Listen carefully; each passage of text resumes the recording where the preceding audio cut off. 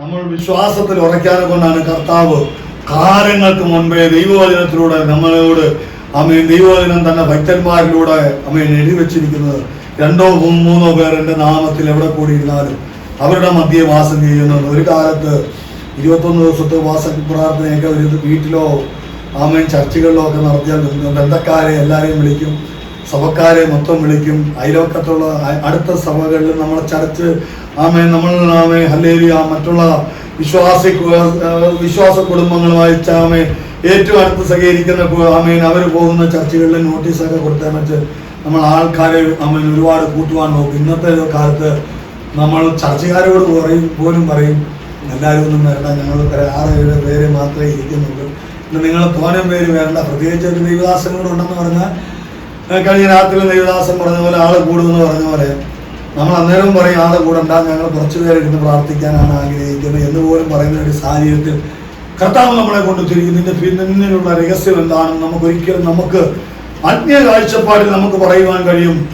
കർത്താവിന്റെ വരവ് ഏറ്റവും വാതിക്കലെത്തിയിരിക്കുന്നു എന്ന് പറയും.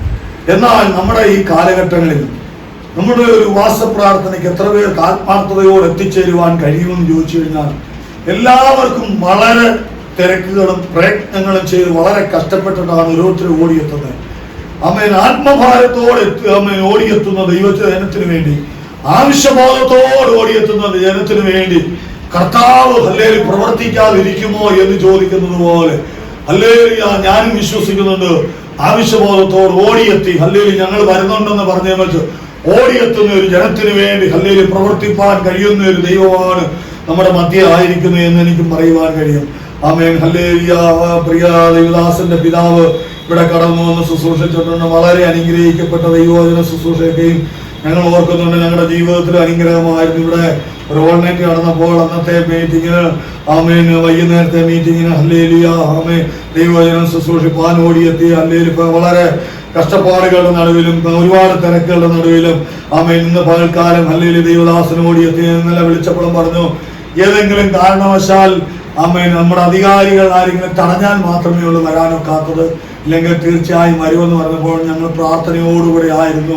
അന്നേരം ചുരുക്കം പേരെ മാത്രമേ നമ്മൾ കൂടി വരുത്തിയിട്ടുള്ളൂ.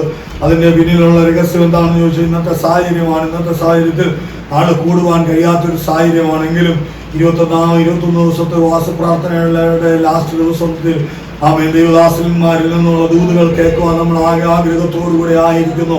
ഹല്ലേലൂയ. കടന്നു വന്ന ദൈവജനത്തെ തീർച്ചയായും ഇതൊരു അനുഗ്രഹത്തിന്റെ ദിവസമായിരിക്കും, അനുഗ്രഹത്തിന്റെ നിമിഷമായിരിക്കും. ഹല്ലേലൂയ. അവസാന സമയത്ത് ഞാനും ദൈവത്തോട് ഹല്ലേലൂയ ഇന്നലെയും പ്രാർത്ഥിച്ചുകൊണ്ടിരിക്കുന്നു.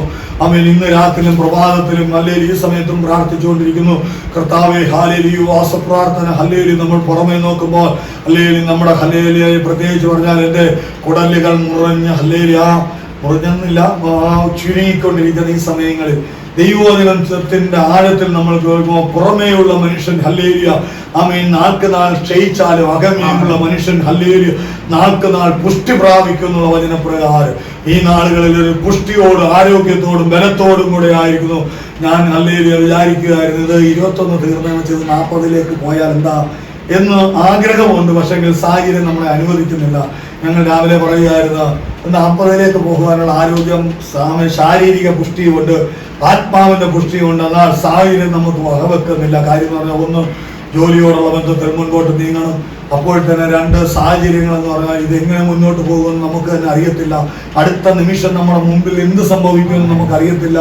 നാളെ ആരും പുറത്തിറങ്ങാതെ മൊത്തത്തിൽ അടച്ചിടുന്നു എന്ന് നമുക്ക് പറയുവാനൊക്കത്തില്ല. എങ്കിലും ഇതിന്റെ എല്ലാം മുന്നിൽ സർവശക്തന്റെ കരം വെളിപ്പെടേണ്ടെന്ന് നമുക്ക് പ്രാർത്ഥിക്കും. നമ്മൾ ഇന്ന് സന്തോഷത്തോടെ ആരോഗ്യത്തോടെ ബലത്തോടെ ആരോഗ്യത്തോടെ ദൈവത്തെ ആരാധിക്കുമ്പോൾ നമ്മുടെ സമശിഷ്ടങ്ങൾ അനേകായിരങ്ങൾ ഹല്ലേലൂയ നമ്മുടെ ഭാരതത്തിന്റെ അനേക ഗ്രാമങ്ങളിൽ ഒരു നേരത്തെ വെള്ളം പോലും പച്ചവെള്ളം പോലും കിട്ടുവാൻ ഒരു മാർഗവും ഇല്ലാതെ ഹല്ലേലൂയ കഷ്ടപ്പെട്ട് നിലവിളിക്കുമ്പോൾ ഞാൻ വിശ്വസിക്കുന്നുണ്ട് ഹല്ലേലൂയ അവർക്ക് വേണ്ടി നമ്മുടെ പ്രാർത്ഥന നമ്മുടെ ആരാധനകളും പ്രാർത്ഥനകളും ഒരു നേരം നമ്മൾ ഹല്ലേലൂയ അവർക്ക് വേണ്ടിയും പ്രാർത്ഥിക്കുമ്പോൾ ഹല്ലേലൂയ സമയങ്ങളെ വേർതിട്ട് നമ്മുടെ ഭക്തന്മാർക്ക് വേണ്ടി ഹല്ലേലൂയ ഗ്രാമങ്ങളെ ഏറ്റെടുത്തുകൊണ്ട് നമ്മൾ പ്രാർത്ഥിക്കുമ്പോൾ ഈ പ്രാർത്ഥന സ്വർഗ്ഗം കേൾക്കുക തന്നെ ചെയ്യുമെന്ന് ഞാൻ വിശ്വസിക്കുന്നു. ഹല്ലേലൂയ.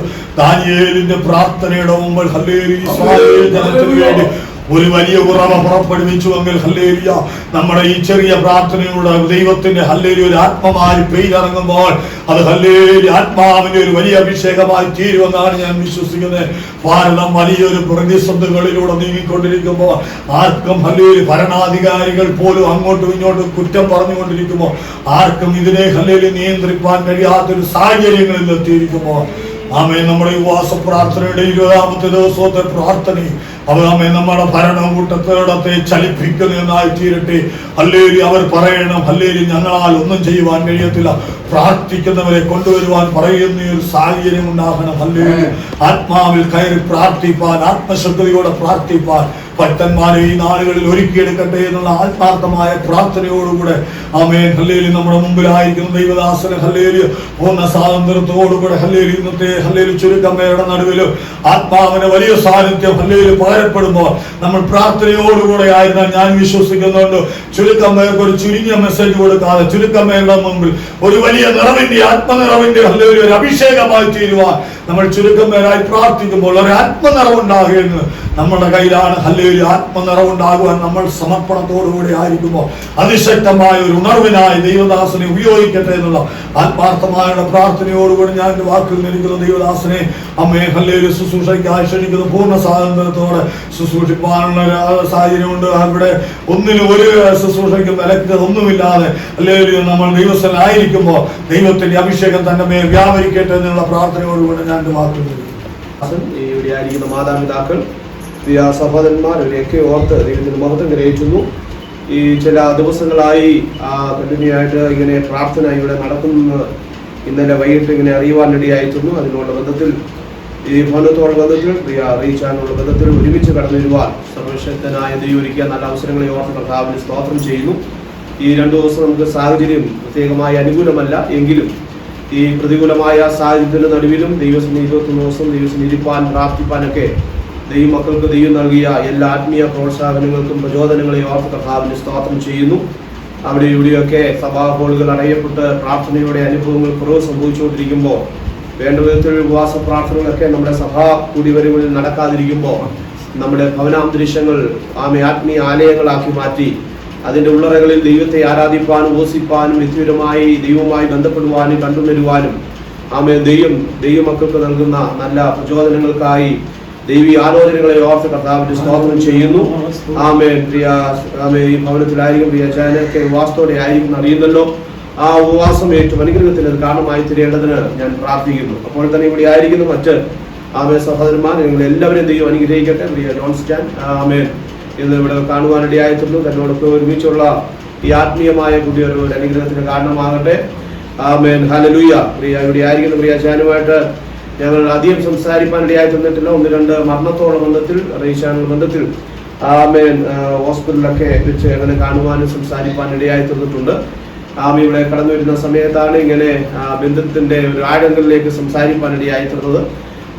പ്രിയപ്പെട്ടവരെയൊക്കെ ദൈവം ഈ ദേശത്ത് എത്രത്തോളം നിലനിർത്തി ഈ ദേശത്ത് ദൈവത്തിനെ പ്രാർത്ഥിപ്പാനും ജാഗരിപ്പാനും അവസരങ്ങളെ ഓർത്ത് സ്തോത്രം ചെയ്യുന്നു. ആത്മീയമായ നിലവാരത്തിന് നല്ല വളക്കൂറായ ഒരു ദേശമാണ് ഈ ചാലിക്കര ദേശം എന്ന് എനിക്ക് അറിയുവാനിടയായി തന്നിട്ടുണ്ട്. കാലങ്ങൾക്ക് മുമ്പ്, വർഷങ്ങൾക്ക് മുമ്പ് ഇവിടെയൊക്കെ ശക്തമായ ഒരു ആത്മീയ ഉണർവ് നടന്നിട്ടുള്ള കാലഘട്ടങ്ങളെ പറ്റിയൊക്കെ കേട്ടിട്ടുണ്ട്.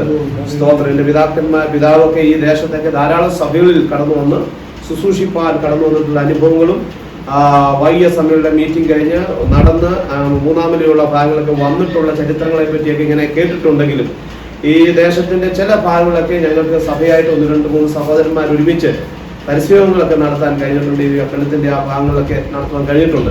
എങ്കിൽ ഈ മേഖലയിലേക്ക് ഞാൻ ആദ്യമായിട്ടാണ് കടന്നു വരുവാൻ ഇടയാക്കിയിട്ടുള്ളത്. ഈ വാത്സല്യ ഭവനത്തിലും കടന്നു വരുവാൻ ദൈവം എനിക്ക് ആദ്യമായി അവസരം ദൈവം ഒരുക്കിയല്ലോ. ദൈവം തന്ന എല്ലാ നല്ല അവസരങ്ങളെ ഓർത്ത് നന്ദിയുള്ള ഹൃദയത്തോടെ കർത്താവിന് സ്തോത്രം ചെയ്യുന്നു. ആമേൻ. ഇന്ന് ഈ പകൽ ഇവിടെയുള്ള ദൈവമക്കളോട് കൂടെ ആയിരിക്കണം എന്നുള്ളത് ദൈവത്തിന്റെ പദ്ധതി ആയിരുന്നു എന്നുള്ളത് ഞാൻ തിരിച്ചറിയുന്നു. കാരണം നമ്മുടെ കണക്കൂട്ടിലല്ലല്ലോ, നമ്മുടെ ചിന്താഗതികളല്ലല്ലോ ഇതൊന്നും കാരണമാക്കുന്നത്. ദൈവം എല്ലാം അതതിന്റെ സമയത്ത് എല്ലാം നന്നായി ചെയ്യുന്ന ദൈവമാണ്. ആമേൻ. ഞാൻ ഇന്ന് ഒരു പക്ഷേ ഞാൻ കോന്നിയിലുള്ള ഒരു ഫ്യൂണൽ ശുശ്രൂഷയെ സംബന്ധിക്കാനാണ് ഞാൻ ആഗ്രഹിച്ചത്. എങ്കിൽ ഇന്ന് ഈ 2 ദിവസത്തിലുള്ള പ്രത്യേകമായ ഈ തടസ്സം കാരണം ഇന്നലെ വൈകിട്ട് കടന്നു പോകാനുള്ള തീരുമാനമായിരുന്നു. എന്നാൽ അപ്പോൾ തന്നെ ഇങ്ങനെ ഇന്നലെ വൈകിട്ടാണ് ഇവിടെ നിന്ന് ഇങ്ങനെ കോൾ വരികാനും എന്നാൽ അത് തന്നെ ഉറപ്പിച്ചു എന്നുള്ള നിലയിൽ ഇന്നലെ വൈകിട്ട് അവിടെ പോയി ആ ഫ്യൂണൽ ശുശ്രൂഷയിൽ ആ ഭവനത്തും ബന്ധത്തിലായിരിക്കാനും ഇവിടെയുള്ള ദൈവങ്ങളോട് ഒരുമിച്ചായിരിക്കണമെന്നുള്ള ഒരു ആശ ഉള്ളിൽ ഉണ്ടായതുകൊണ്ട് കടന്നു വരുവാൻ ഒരിക്കൽ അവസരത്തിൽ കൊണ്ട് സ്തോത്രം ചെയ്യുന്നു. ആത്മമായ തടസ്സങ്ങൾ ഉണ്ടാകുമെന്നാണ് ചിന്തിച്ചെങ്കിലും ദൈവം എല്ലാ സാഹചര്യം അനുകൂലമാക്കി യാതൊരു മാറുന്ന തടസ്സങ്ങൾ ടൗണിൽ ഉണ്ടായിട്ടില്ല.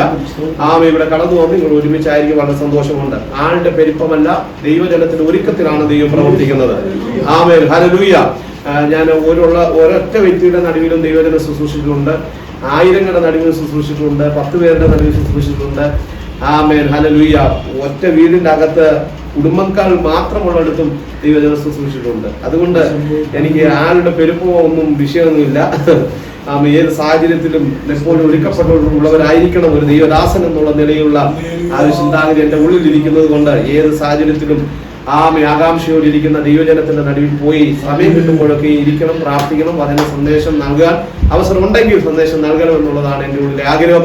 നിങ്ങളുടെ ബന്ധത്തിലായി വളരെ സന്തോഷമുണ്ട്. നമുക്ക് ഒരുമിച്ച് അല്പസമയം ദൈവജനമായി ചിന്തിപ്പാനൊക്കെ ദൈവം അവസരം ഒരുക്കട്ടെ. മുഖേന പറഞ്ഞ സമയങ്ങൾ ദൈത്യമാക്കുവാൻ നമ്മുടെ മുമ്പിൽ സമയങ്ങളില്ല, എങ്കിലും ധാരാളം സമയങ്ങളൊക്കെ ഇരിക്കുവാനും പ്രാർത്ഥിപ്പാനൊക്കെ ഉള്ള ഉത്സാഹത്തിലാണ് ഇവിടെ ആയിരിക്കുന്ന ദൈവമക്കളൊക്കെ ഞാൻ അറിയുന്നെങ്കിലും നമുക്ക് ശരീരം ഒരുപക്ഷെ ബലഹീനമെങ്കിലും ആത്മാവ് ഉത്തേജനം നൽകുന്നെങ്കിലും ദൈവത്തിന്റെ പരിശുദ്ധാത്മാവ് പരിജ്ഞാനമുള്ളതാകയാൽ ദൈവത്തിന്റെ ആത്മാവ് എനിക്ക് നൽകിയ കൃപയ്ക്കൊത്തവണ്ണം ഒരു ആത്മീയ ചിന്ത നിങ്ങളുമായി ഷെയർ ചെയ്യുവാൻ കർത്താവിൽ ശരണപ്പെടുന്നു. വളരെ പ്രാർത്ഥനയോടെ നമുക്ക് ദൈവസന്നിധിയിലായിരിക്കാം. എല്ലാവർക്കും സുപരിചിതമായ ഒരു വേദഭാഗമാണ് നാം ഇന്ന് ചിന്തിപ്പാൻ ഇടയാകുന്നത്. അപ്പോസ്തല പ്രവൃത്തികൾ 8-ാം അധ്യായം. അപ്പോസ്തല പ്രവൃത്തികൾ 8-ാം അധ്യായത്തിന്റെ അതിന്റെ 1 മുതൽ 3 വരെയുള്ള വേദഭാഗവും അതിനുശേഷം 5 മുതൽ 8 വരെയുള്ള വേദഭാഗവും വായിക്കാം. അപ്പോസ്തല പ്രവൃത്തികൾ 8-ാം അധ്യായം 1 മുതൽ 3 വരെയുള്ള വേദഭാഗവും 4 വരെയുള്ള വേദഭാഗവും ആ പാരഗ്രാഫ് വായിച്ചു. 8-ാം അധ്യായത്തിന്റെ 1 മുതൽ 8 വരെയുള്ള വേദഭാഗം വായിക്കാം. ഒരു വലിയ ഉപദ്രവം നേരിട്ടു. അപ്പോസ്തലന്മാരൊഴികെ എല്ലാവരും യഹൂദ സമരിയ ദേശങ്ങളിൽ ചിതറിപ്പോയി. കട്ടിയുള്ള പുരുഷന്മാർ സ്തെഫാനോസിനെ അടക്കം ചെയ്തു. അവനെ കുറിച്ച് വലിയൊരു വിലാപം കഴിച്ചു. എന്നാൽ സൗൽ വീടുതോറും ചെന്ന് പുരുഷന്മാരെയും സ്ത്രീകളെയും പിടിച്ചെടുത്തു തടവിൽ ഏൽപ്പിച്ചുകൊണ്ട് സഭയെ മുറിച്ചു പോന്നു.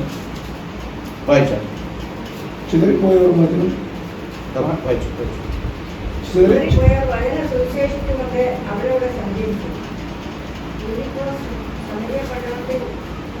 ചെന്ന് അവരുടെ ക്രിസ്തുവിനെ പ്രസംഗിച്ചു. ഫിലിപ്പോസ് ചെയ്ത അടയാളങ്ങളെ ഫിലിപ്പോസ് ചെയ്ത അടയാളങ്ങൾ പുരുഷാരങ്ങൾ കേൾക്കുകയും കാണുകയും ചെയ്യുകയാൽ അവൻ പറയുന്നത് ഏക മനസ്സോടെ ശ്രദ്ധിച്ചുകൊണ്ടിരുന്നു.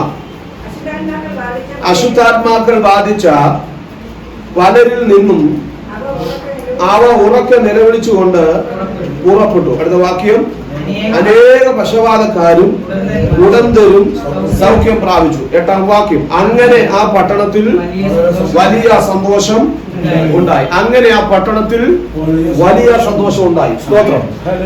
ദൈവ വചനത്തിന്റെ നടുവിൽ നമുക്ക് അല്പസമയം ആയിരിക്കുമ്പോൾ തന്നെ പരിശുദ്ധാത്മാവ് ഈ വചനത്തിലൂടെ നമ്മോട് ഇടപെടേണ്ടതിന് അല്പസമയം ദൈവത്തിനെ പ്രാർത്ഥിക്കാം. ഞാൻ പ്രാർത്ഥിക്കുന്ന ദൈവമക്കളുടെ നടുവിലാണ് ശുശ്രൂഷിക്കുന്ന ബോധ്യത എനിക്കുണ്ട്. നിങ്ങളുടെ ഉള്ളിലെ ആഗ്രഹങ്ങളും ആവലാദികളും ദൈവത്തോട് ബന്ധത്തിലാകയാൽ പരിശുദ്ധാത്മാവിന് നിങ്ങളോട് സംസാരിക്കാനുള്ളത് എന്തെന്നുള്ള ദൈവാത്മാവിന് തിരിച്ചറിയാൻ കഴിയും. അവ മാത്രമേ ദൈവത്തിന്റെ ആത്മാവ് ഇടപെടാൻ കഴിയുള്ളൂ. അങ്ങനെ ഇത് പകൽക്കാലം മനുഷ്യനോടല്ല നമുക്ക് കാര്യമുള്ളത്, നമുക്ക് ദൈവത്തോടാകയാൽ ആ പരിശുദ്ധാത്മാവിന്റെ ഇടപാടുകൾക്ക് അനുസൃതമായി പരിശുദ്ധാത്മാവ് നമ്മോട് ഇന്ന് പകൽ ഇടപെടേണ്ടതിന് നമ്മുടെ അതരങ്ങൾ തുറന്ന ദൈവത്തിന് മഹത്വകരേറ്റാം. ജനത്തിന്റെ ദോഷങ്ങൾക്ക് അതീതമായി ന്യൂനപക്ഷം ജനം ദൈവത്തിന് ഇരിക്കുമ്പോഴും അല്പമായ നിലവാരത്തിൽ സ്തോത്രം ധ്വനികൾ മുഴക്കുമ്പോഴും അതിന്റെ നടുവിലും ദൈവത്തിന്റെ പരിശുദ്ധാത്മാവിന്റെ സാന്നിധ്യം വെളിപ്പെടുവാനിടയായിട്ടില്ല. ആലയത്തിനുള്ളിലും ദൈവത്തിന്റെ സാന്നിധ്യം നിറഞ്ഞിരുന്നു. കാരാഗ്രഹത്തിനുള്ളിലും ദൈവത്തിന്റെ വഴിയോരങ്ങളും ദൈവത്തിന്റെ സാന്നിധ്യം നിറഞ്ഞിരുന്ന അനുഭവങ്ങൾ, സിംഹങ്ങളുടെ കുഴിയിലും ദൈവത്തിന്റെ സാന്നിധ്യം അനുഭവിച്ച ഭക്തന്മാർ അങ്ങനെ സ്ഥലകാല പരിധി കൂടാതെ പ്രവർത്തിപ്പാൻ കഴിയുന്ന കടന്നു വന്നില്ലെങ്കിൽ പകൽക്കാലം അവിടുത്തെ സാന്നിധ്യം നമ്മുടെ നടുവിൽ വിരിപ്പാൻ ദൈവ സർവശക്തനാണ്. ദൈവജനത്തിനായിരിക്കുന്നു പരിശുദ്ധാത്മാവ് ഇടപെടണമേ. വചനത്തിന് തുറക്കണമേ. ഏതാത്മാവിനാൽ എഴുതപ്പെട്ടുവോ അതേ ആത്മാവിനാൽ തന്നെ വചനം ഭാഗനം ചെയ്ത് നിങ്ങൾക്ക് നൽകുമാറാകണമേ. ജനത്തിന്റെ അവസ്ഥ സ്തോത്രം. ചില ദിവസങ്ങളായി ദൈവത്തിനും വേണ്ടിയിരുന്ന് ദൈവസനെ ആത്മതപനം ചെയ്യുന്ന പ്രിയപ്പെട്ടവരെ തിരുസനെ ഏൽപ്പിക്കുകയാണ്. അവരുടെ ഉള്ളിലെ അവസ്ഥകൾ ദൈവമായതിനായി സ്തോത്രം. അപ്പത്തിനായി വിശപ്പല്ല, വെള്ളത്തെ ദാഹമല്ല, യഹോവയുടെ വചനത്തിനായി ഒരു ദാഹത്തിനായി ദൈവസനെ അവനാദിയോടെ ആയിരിക്കുമ്പോ ജനത്തോട് ഇടപെടണമേ. വചനമയച്ച് ഞാനൊരുവിടെ കെട്ടി കുഴിയിൽ നിന്ന് എഴുന്നേൽപ്പിക്കുമെന്നുള്ള വചനപ്രകാരം ഇന്ന് പകൽക്കാലം വചനത്തിന്റെ ശക്തി മഹിത്വത്തോടെ മഹിമയോടെ ഞാനിവിടെ വ്യാപരിപ്പാൻ പരിശുദ്ധാത്മാവിടെ ആകണമെന്ന് പ്രാർത്ഥിക്കുന്നു. മുഴുവൻ മഹത്വം അവയ്ക്ക് വിട്ടു തരിക. പരിശുദ്ധാത്മാവിടെ ഇടപെടണമെന്ന് പ്രാർത്ഥിക്കുന്നു. സമസ്ത വിശുദ്ധ ദൈവസനെ ഏൽപ്പിക്കുന്നു യേശുവിൻ നാമത്തിൽ തന്നെ. നമ്മുടെ വിശുദ്ധ കരം ഉയർത്തി കർത്താവിന് മഹത്വം കരയേറ്റാം. പ്രാവശ്യം കൂടെ നമ്മൾ കുറച്ചുപേരെ ഉള്ളെങ്കിലും വലിയൊരു ദൈവജനത്തിന്റെ നടുവിലായിരിക്കുന്ന ഒരു മനോഭാവത്തോടുകൂടെ നാം ദൈവസ്നേഹിപ്പാനിടയായി തരട്ടെ. കാരണം മഹായോഗം എന്ന് പറയുന്ന മഹാനായ ദൈവത്തിന്റെ സാന്നിധ്യം ഉള്ളിടത്തെല്ലാം വലിയ മഹായോഗമാണ്. നമ്മൾ ചിന്തിക്കുന്ന ആയിരങ്ങൾ കൂടി വരുന്നിടത്താണ് മഹായോഗം ഉണ്ടെന്നുള്ളത്. എന്നാൽ ഒരു കാര്യം, മഹാനായ ദൈവം ഇവിടെ കൂടി വരുന്നോ അതെല്ലാം മഹായോഗങ്ങളാണ്. ഇവിടെ മഹായോഗമാണ് നടക്കുന്നത്. നമുക്ക് മുന്നമേ കർത്താവ് ഇവിടെ കടന്നു വന്നിട്ടുണ്ട്. ആ ഒരു ആത്മസാന്നിധ്യം ഉള്ളിൽ കൈമുതലായിരിക്കുന്ന കർത്താവിന് സ്തോത്രം ചെയ്യുക. അപ്പോസ്തല പ്രവൃത്തികൾ 8-ാം അധ്യായത്തിന്റെ ചില വേദഭാഗങ്ങളാണ് നാം വായിക്കപ്പെടുവാനിടയായിട്ടുള്ളത്. അപ്പോസ്തല പ്രവൃത്തി 8-ാം അധ്യായം. അപ്പോസ്തല പ്രവൃത്തിയെ പറ്റി ചരിത്രപരമായ ഒരു കാര്യം ഞാൻ പറയുവാൻ ഞാൻ ആഗ്രഹിക്കുന്നില്ല. ന്യായയുക്തമായി ഈ ഭാഗങ്ങളെ പറ്റി ശക്തമായ ആത്മീയാലോചന കേൾക്കപ്പെട്ട ദൈവ മക്കളുടെ നടുവിലാണ് ഞാൻ ആയിരിക്കുന്നത്. എങ്കിലും പരിശുദ്ധാത്മാവിന്റെ പ്രദർശനശാലയാണ് അപ്പോസ്തല പ്രവൃത്തി എന്നുള്ളത് നമുക്ക് മനസ്സിലാക്കാൻ കഴിയുന്നു. ശക്തന്മാർ എന്ന് പറയാൻ കഴിയത്തില്ല. ബലഹീനരായവർ, ലോകത്തിന്റെ ദൃഷ്ടിയിൽ ഭോഷന്മാർ, ലോകത്തിന്റെ ദൃഷ്ടിയിൽ എവിടെയൊക്കെയോ ബലഹീന വശങ്ങൾ ഉള്ളവരായി, പ്രകൃതിയിലും ശാരീരിക മണ്ഡലങ്ങളൊക്കെ വിദ്യാഭ്യാസ മണ്ഡലങ്ങളൊക്കെ ബലഹീനരായ വ്യക്തികളുടെ നടുവിലാണ് പരിശുദ്ധാത്മാവിന്റെ ഇടപാട് അനുഭവിച്ചവർ അസാധാരണ ദൈവ പദ്ധതിക്കായി അവരെ ഉപയോഗിക്കാനിടയായി. ഒരു കാര്യം വാസ്തവമാണ്, ദൈവത്തിന് ഉപയോഗിക്കാൻ കഴിഞ്ഞകാലങ്ങളിൽ ഉള്ളവരും ഉപയോഗിച്ചിട്ടുള്ളവരും ശക്തന്മാരെ അല്ല ദൈവം ഉപയോഗിച്ചിട്ടുള്ളത്. ദൈവം ഉപയോഗിച്ചിട്ടുള്ളവരെല്ലാം നാം ശ്രദ്ധിച്ചാൽ ബലഹീനരായിട്ടുള്ളവരെയാണ്, അശക്തരെയാണ്. എന്തിനാണ് ദൈവം അശക്തരെ ഉപയോഗിച്ചത്? കഴിവുള്ളവർ, മിടുക്കുള്ളവർ, ജ്ഞാനികളായിട്ടുള്ളവർ പലരും നമ്മുടെ സമൂഹത്തുള്ളപ്പോൾ അവരെയൊക്കെ ഉപയോഗിക്കാതെ നമ്മെ ദൈവം ഉപയോഗിക്കുന്നതിന് പിന്നിൽ ഒരു കാര്യമുണ്ട്. ശക്തന്മാരെല്ലാം ശക്തിയിൽ ആശ്രയിക്കുമ്പോൾ ബലഹീനരായ ഒരു ദൈവശക്തി പകരുമ്പോൾ അവർ ബലത്തിലല്ല ആശ്രയിക്കുന്നത്, അവർ ബലഹീനതയെ സന്തോഷിക്കുന്നു. പൗലോസ് പറഞ്ഞത് അവൻ തന്റെ ശക്തിയിലല്ല താൻ പ്രശംസിച്ചത്, എന്റെ ബലഹീനത ഞാൻ പ്രശംസിപ്പാനിടവരുന്നു. ഇന്ന് പകൽക്കാലം നമുക്ക് പ്രശംസിപ്പാനുള്ളത് ഏതെങ്കിലും ഭൗതിക നേട്ടത്തിലോ കഴിവിലോ ജ്ഞാനത്തിലോ സൗന്ദര്യത്തിലോ ബലത്തിലോ അല്ല. അതിനപ്പുറത്ത് നമ്മുടെ ബലഹീനതയിൽ കരുണ കാട്ടിയ, ബലഹീനതയെ ശക്തീകരിച്ച, ബലഹീനത നൽകിയ ദൈവത്തിലത്രേ നമുക്ക് പ്രശംസിപ്പാനുള്ളത്. ഇന്ന് പകൽക്കാലം ബലഹീനരായ ആരെങ്കിലും ദൈവസന്നിധിയിൽ കടന്നു വന്നിട്ടുണ്ടെങ്കിൽ പറയാ, നിങ്ങളുടെ ബലഹീനത ഒരു പ്രശംസയായി മാറും. കാരണം ദൈവശക്തി നിങ്ങളുമായി വെളിപ്പെട്ടു വരുമ്പോൾ, ആ മണിക്കൂടാരത്ത് ദൈവശക്തി വ്യാപരിക്കുമ്പോൾ ബലഹീനത തികഞ്ഞു വരുന്ന ദൈവശക്തി ബലഹീനതയിൽ തികഞ്ഞു വരുന്ന ദൈവശക്തി നമുക്ക് ആശ്രയിക്കാനിടയായി തീരാം. അപ്പോസ്തല പ്രവൃത്തി 8-ാം അധ്യായം പരിശോധിക്കുമ്പോഴും ഞാൻ പറഞ്ഞല്ലോ, പരിശുദ്ധാത്മാവിന്റെ ശക്തിയുടെ പ്രദർശനശാലയാണ് അപ്പോസ്തല പ്രവൃത്തി. കണക്ക് കൂട്ടുന്ന പീലിപ്പോസിലും സംശയനുമായ തോമസിലും ദ്രുതഗതിക്കാരനായ പത്രോസിലും ദൈവാത്മാവിന്റെ നിറവ് കടന്നു വന്നപ്പോൾ ഇവരെല്ലാം ഒറ്റക്കെട്ടിൽ അത് ഒരുക്കിക്കൊണ്ടു പോകാൻ കാരണമാക്കി തീർന്നത് പരിശുദ്ധാത്മാവിന്റെ വ്യാപാരമാണ്. വ്യത്യസ്ത ആശയത്തിലുള്ളവരെ, ധൃതഗതിക്കാരൻ, അവിശ്വാസമുള്ളവരെയൊക്കെ ഒരു സമൂഹത്തെ കൊണ്ട് നിറഞ്ഞു നിന്നാൽ അഭിപ്രായ വ്യത്യാസങ്ങൾ ഉണ്ടാകാം. പക്ഷെ ഈ അഭിപ്രായ വ്യത്യാസമുള്ളവരെ ഏകാഭിപ്രായത്തിലാക്കിയത് മറ്റൊന്നുമല്ല, പരിശുദ്ധാത്മാവിന്റെ ശക്തിയാണ്.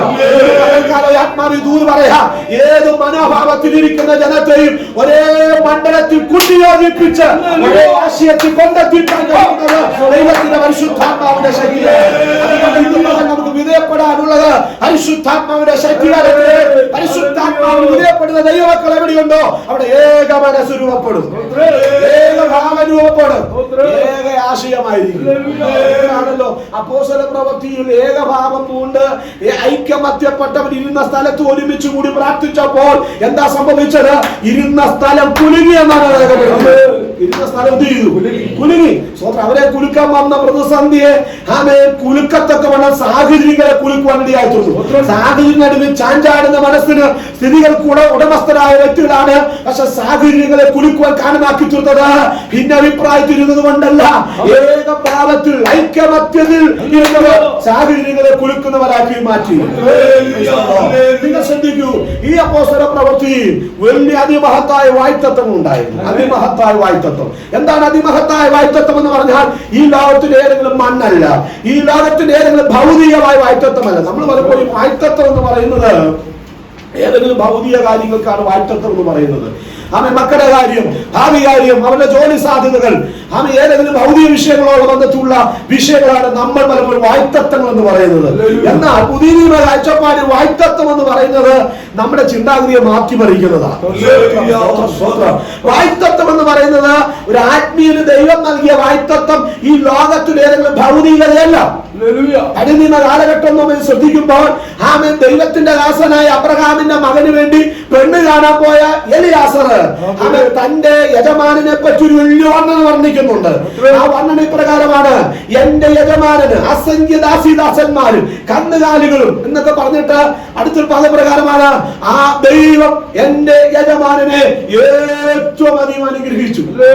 പഴയ കാലഘട്ടത്തിൽ ഭൗതികമായ അനുഗ്രഹമായിരുന്നു വായ്ത്തത്വം ഒരു പക്ഷെ അനുഗ്രഹം എന്ന് പറഞ്ഞത്.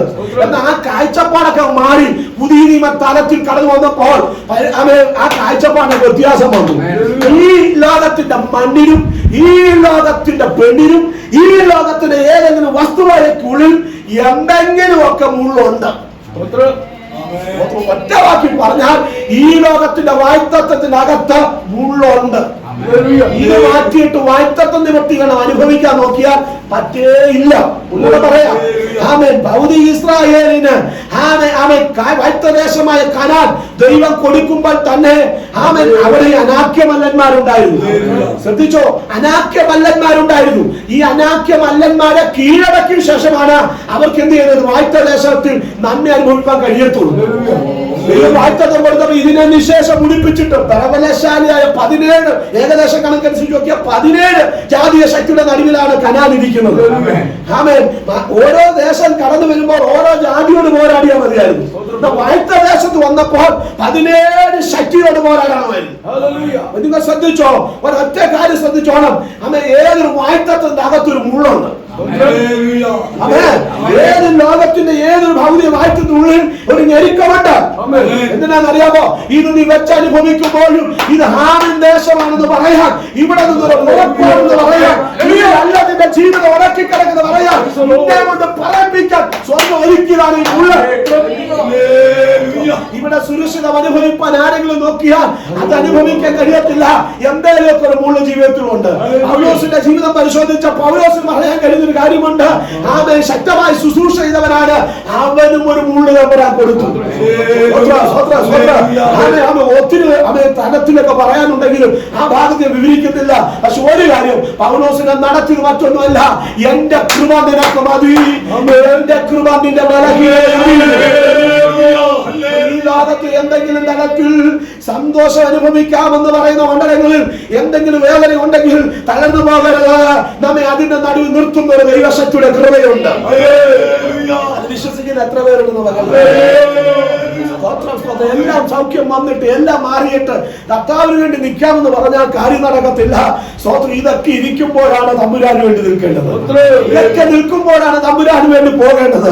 ഇതൊക്കെ നിൽക്കുമ്പോഴാണ് തമ്പുരാന് വേണ്ടി പ്രവർത്തിക്കേണ്ടത്.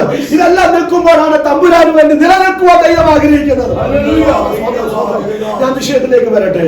ഇങ്ങനെ അതിമഹത്തായ വായ്ത്തത്വം എന്ന് പറഞ്ഞാൽ, ഞാൻ പറഞ്ഞില്ല, പഴയ നിയമത്തിൽ ഭൗതികമായ മെറ്റീരിയൽസ് ആയിട്ടുള്ള വായ്ത്തത്വം, പുതിയ നിയമത്തിൽ ദൈവം നൽകിയ വായ്ത്തത്വം ഇതൊന്നുമല്ല. പെട്ടെന്ന് ഞാൻ പറയാം. അപ്പോസ്തലരുടെ പ്രവൃത്തി 1-ാം അധ്യായം 4-ാം വാക്യം, അതിന്റെ 1, 2, 3 2 മുതൽ വായിച്ചു. അപ്പോസ്തലരുടെ പ്രവൃത്തി 1-ന്റെ 2 മുതൽ വാക്യം വായിക്കുമ്പോൾ ഞാൻ പറയുന്ന ആ തെളിവ് പറയുന്ന ഭാഗമുണ്ട്. വായ്ത്തത്ത് പറഞ്ഞാൽ എന്ന് പറഞ്ഞാൽ എന്താണെന്നുള്ളത് നമ്മൾ വ്യക്തമായിട്ടുണ്ട്. വായിക്കാം. കഷ്ടം അനുഭവിച്ച ശേഷം 40 നാളോളം അവർക്ക് പ്രത്യക്ഷനായി ദൈവരാജ്ഞയെ സംബന്ധിച്ച് കാര്യങ്ങൾ പറഞ്ഞുകൊണ്ട് ജീവിച്ചിരുന്നു എന്നു അനേക ദൃഷ്ടാന്തങ്ങളിൽ അവർക്ക് കാണിച്ചു കൊടുത്തു. അങ്ങനെ അവൻ അവരുമായി കൂടി ഇരിക്കുമ്പോൾ അവരോട് നിങ്ങൾ യെരൂശലേമിൽ വാങ്ങിപ്പോകാതെ എന്നോട് കേട്ട പിതാവിന്റെ വാഗ്ദത്തത്തിനായി കാത്തിരിക്കണം. എന്നോട് കേട്ട പിതാവിന്റെ വാഗ്ദത്തത്തിനായി ദൈവത്തിന്റെ വചനം ശ്രദ്ധിക്കുമ്പോൾ ഏതെങ്കിലും മെറ്റീരിയസായ മണ്ഡലങ്ങൾക്ക് വായ്ത്തത്വം എന്ന് പറഞ്ഞിട്ടില്ല. പക്ഷെ ഇവിടെ പറഞ്ഞിരിക്കുന്ന വായ്ത്തത്വം എന്ന് പറഞ്ഞാൽ ഭൂമിയിലെ ഏതെങ്കിലും മെറ്റീരിയസായ കാര്യത്തെ ചൂണ്ടിയല്ല വായ്ത്തത്വം എന്ന് പറഞ്ഞാൽ. മറ്റു പിന്നെ എന്താ വായ്ത്തത്വം എന്ന് പറഞ്ഞത്? അവനുമായി കൂടിയിരുന്നപ്പോൾ അവനോട് പറയാണ്, നിങ്ങൾ യെരൂശലേമിൽ നിന്ന് വാങ്ങിപ്പോകാതെ എന്നോട് കേട്ട പിതാവിന്റെ വായ്ത്തത്തിനായി. ഏതാണ് വായ്ത്തത്വം? മറ്റൊന്നുമല്ല പ്രിയരെ, ഉയരത്തിലെ പരിശുദ്ധാത്മാവാകുന്ന വായ്ത്തത്വം. പരിശുദ്ധാത്മാവാകുന്ന വായ്ത്തത്വം നമുക്കുണ്ടെങ്കിൽ ഈ ലോകത്തിന്റെ ഭൗതിക വിഷയമായതുകൊണ്ട് ആത്മീയ വിഷയത്തിലേക്കും നമ്മെ ചലിപ്പിക്കാൻ കഴിയുന്നതാണ് ഈ ഉയരത്തിലെ വായ്ത്തത്വം. എനിക്ക് വളരെ സന്തോഷമുണ്ട്. ഈ 21 വർഷം ദൈവത്തിൽ വസിക്കുന്ന പ്രാർത്ഥിക്കുന്ന ദൈവമക്കളോട് എനിക്കൊരു കാര്യം പറയാൻ കഴിയും. അത് 20ാമത്തെ ദിവസമാണെങ്കിൽ ഒരു കാര്യം ഞാൻ പറയട്ടെ. അവൻ നിങ്ങൾ പ്രാർത്ഥിച്ചു, ഇന്നലെ ശക്തമായി പ്രാർത്ഥിച്ചു, മിനിഞ്ഞാന്ന് പ്രാർത്ഥിച്ചു, ഈ 1-ാം ദിവസം മുതൽ പ്രാർത്ഥിച്ചു. അവൻ തെറ്റില്ല. എന്ന പല ഭൗതിക വിഷയങ്ങൾക്ക് വേണ്ടി പ്രാർത്ഥിച്ചു, തെറ്റില്ല. പക്ഷെ ഇന്ന് പകൽക്കാലം ഞാൻ നിങ്ങളോട് പറയാ, നിങ്ങൾ പ്രാർത്ഥിക്കേണ്ടത് മറ്റൊന്നിനുമല്ല, ഭൗതിക വിഷയം സ്തോത്രം. പക്ഷെ നിന്റെ ഭൗതിക വിഷയത്തെ അറിയാൻ തക്കവണ്ണം അത് ദൈവിക പ്രവൃത്തിയെ കൊണ്ടെത്തിക്കുന്ന ഒരു വായ്ത്തത്വമുണ്ട്. അത് പരിശുദ്ധാത്മാവാകുന്ന 21 ദിവസം ഉള്ളിൽ ആവലാതി വെളിപ്പെടേണ്ടത്, കാത്തിരിക്കേണ്ടതും ഉയരത്തിന്റെ വായ്ത്തത്വമാകുന്ന പരിശുദ്ധാത്മാവിനെ പറയുന്നത്. നമ്മൾ എന്തിനാ പ്രാർത്ഥിച്ചത് 21 ദിവസം? സോറി, നിങ്ങൾ ആരെയും കുറ്റം വിധിപ്പാൻ വന്നവരല്ല. പക്ഷെ ഞാൻ ചോദിക്കട്ടെ, എന്തിനു വേണ്ടി പ്രാർത്ഥിക്കട്ടെ? എന്റെ ഭാര്യയുടെ വിഷയം, എന്റെ തലമുറയുടെ വിഷയം, എന്റെ കണ്ണുകാലികളുടെ വിഷയം, എന്റെ ഇന്ന വിഷയം എന്നൊക്കെ നമ്മൾ പ്രാർത്ഥിക്കാറുണ്ട്. പക്ഷെ 21 ദിവസം പലതും വിഷയം സ്തോത്രം പറഞ്ഞ കഥ ഇന്ന വിഷയമുണ്ട് നിന്റെ കാര്യത്തിൽ ഏൽപ്പിച്ചെന്ന് പറഞ്ഞിട്ട് ഈ 21 ദിവസത്തിന്റെ 20ാമത്തെ ദിവസം വരെ പരിശുദ്ധാത്മാവിന് വേണ്ടി അവിടുത്തെ കൃപയ്ക്ക് വേണ്ടി ദൈവസന്നിധി ആഗ്രഹിപ്പാൻ കഴിഞ്ഞിട്ടുണ്ടോ? സ്വർഗം നൽകാൻ ആഗ്രഹിക്കുന്ന വായ്ത്തത്വം പരിശുദ്ധാത്മാവാകുന്ന വായ്ത്തത്വമാണ്. നിങ്ങൾക്കൊരു ചോദ്യം ചോദിക്കും, ഞാൻ വിഷയത്തിൽ വരാം. അത് ദൈവസനെ പരിശുദ്ധാത്മാവാകുന്ന വായ്ത്തത്വം പ്രാപിച്ചാൽ സ്തോത്രം, എന്റെ മകളുടെ കാര്യം ഇന്നതുണ്ട്, എന്റെ ജോലി വിഷയം ഇന്നതുണ്ട്, സ്തോത്രം ചില യാത്ര വിഷയമുണ്ട്, ഇതൊക്കെ പ്രാർത്ഥിക്കാതെ എങ്ങനെ വീടുകൾ കിട്ടും? ചോദിക്കും. പക്ഷെ ഞാൻ നിങ്ങളോട് പറയാ, വിടുതൽ കൊണ്ടെത്തിക്കുന്നതാണ് ഈ പരിശുദ്ധാത്മാവ്. ഒറ്റ വാക്കിൽ പറയുന്നതിന് ഉത്തരം കിട്ടും. വായിക്കണ്ട. എഫേസ്യ ലേഖനം 3-ാം അധ്യായം അതിന്റെ 20-21 വാക്കിൽ വായിക്കണ്ട.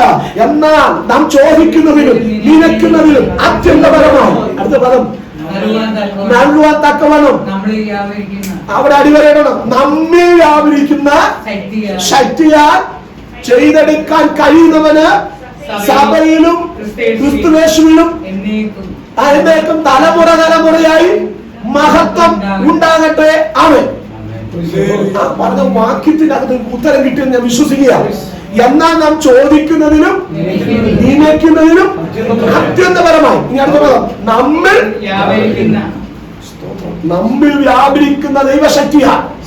ചോദിക്കുന്ന ചില വിഷയങ്ങളുണ്ട്, വാക്കുകളായി, ഭാഷകളായി, ദൈവസന്നിധിയിൽ മറ്റുള്ള മുമ്പിൽ പ്രാർത്ഥിക്കുന്ന വിഷയങ്ങൾ, ചോദിക്കുന്ന വിഷയങ്ങൾ, നിലവിലിരിക്കുന്ന വിഷയം. ആരോടും പറഞ്ഞിട്ടില്ല, കുട്ടിവിശ്വാസി അറിഞ്ഞിട്ടില്ല, ഭാഷ അറിഞ്ഞിട്ടില്ല, ഭാര്യ അറിഞ്ഞിട്ടില്ല, മക്കൾ അറിഞ്ഞിട്ടില്ല. നിലവിലിരിക്കുന്ന, ഗദ്ഗതമാക്കി മാത്രം ഇട്ടിരിക്കുന്ന ചിലപ്പോ ദീർഘശ്വാസങ്ങളും, പക്ഷെ ഉള്ളിൽ ചില വിഷയങ്ങൾ ഇരിക്കുക. അതാരും അറിഞ്ഞിട്ടില്ല. ശ്രദ്ധിക്കണമേ, ഈ ഉള്ളിൽ നിലവിലിരിക്കുന്ന വിഷയത്തിലും നീ ചോദിച്ച വിഷയത്തിലും നിന്നെ വ്യാപരിക്കുന്ന ശക്തിയെ ചെയ്തെടുക്കാൻ കഴിയുന്നവന്.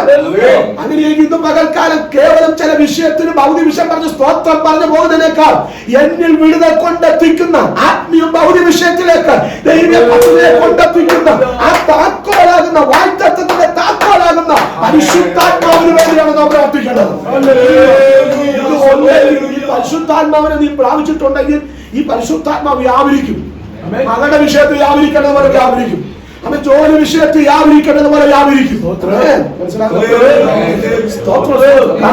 ഈ പരിശുദ്ധാത്മ സകലത്തെ എന്ത് ചെയ്യുക? എന്റെ വിഷയത്തിന്റെ മാറത്തിന്റെ വിഷയത്തിൽ വരും പരിശുദ്ധാത്മ എന്നെ ഇങ്ങനെ വിടുന്നുകൊണ്ടെങ്കിൽ പോവുക. ആമേ സകലത്തെ എന്ത് ചെയ്യുക? വിവേചി ആരായുന്ന പരിശുദ്ധാത്മാവ്. കൊരിന്ത്യർ ലേഖനത്തിൽ പറഞ്ഞത് പരിശുദ്ധാത്മ സകലത്തിൽ നിനക്ക് കാണാൻ കഴിയാത്ത, നിനക്ക് ചിന്തിക്കാൻ കഴിയാത്ത നാളെ വിനാടിയിൽ എന്ത് സംഭവിക്കാൻ കഴിയും നിനക്കറിയത്തില്ല.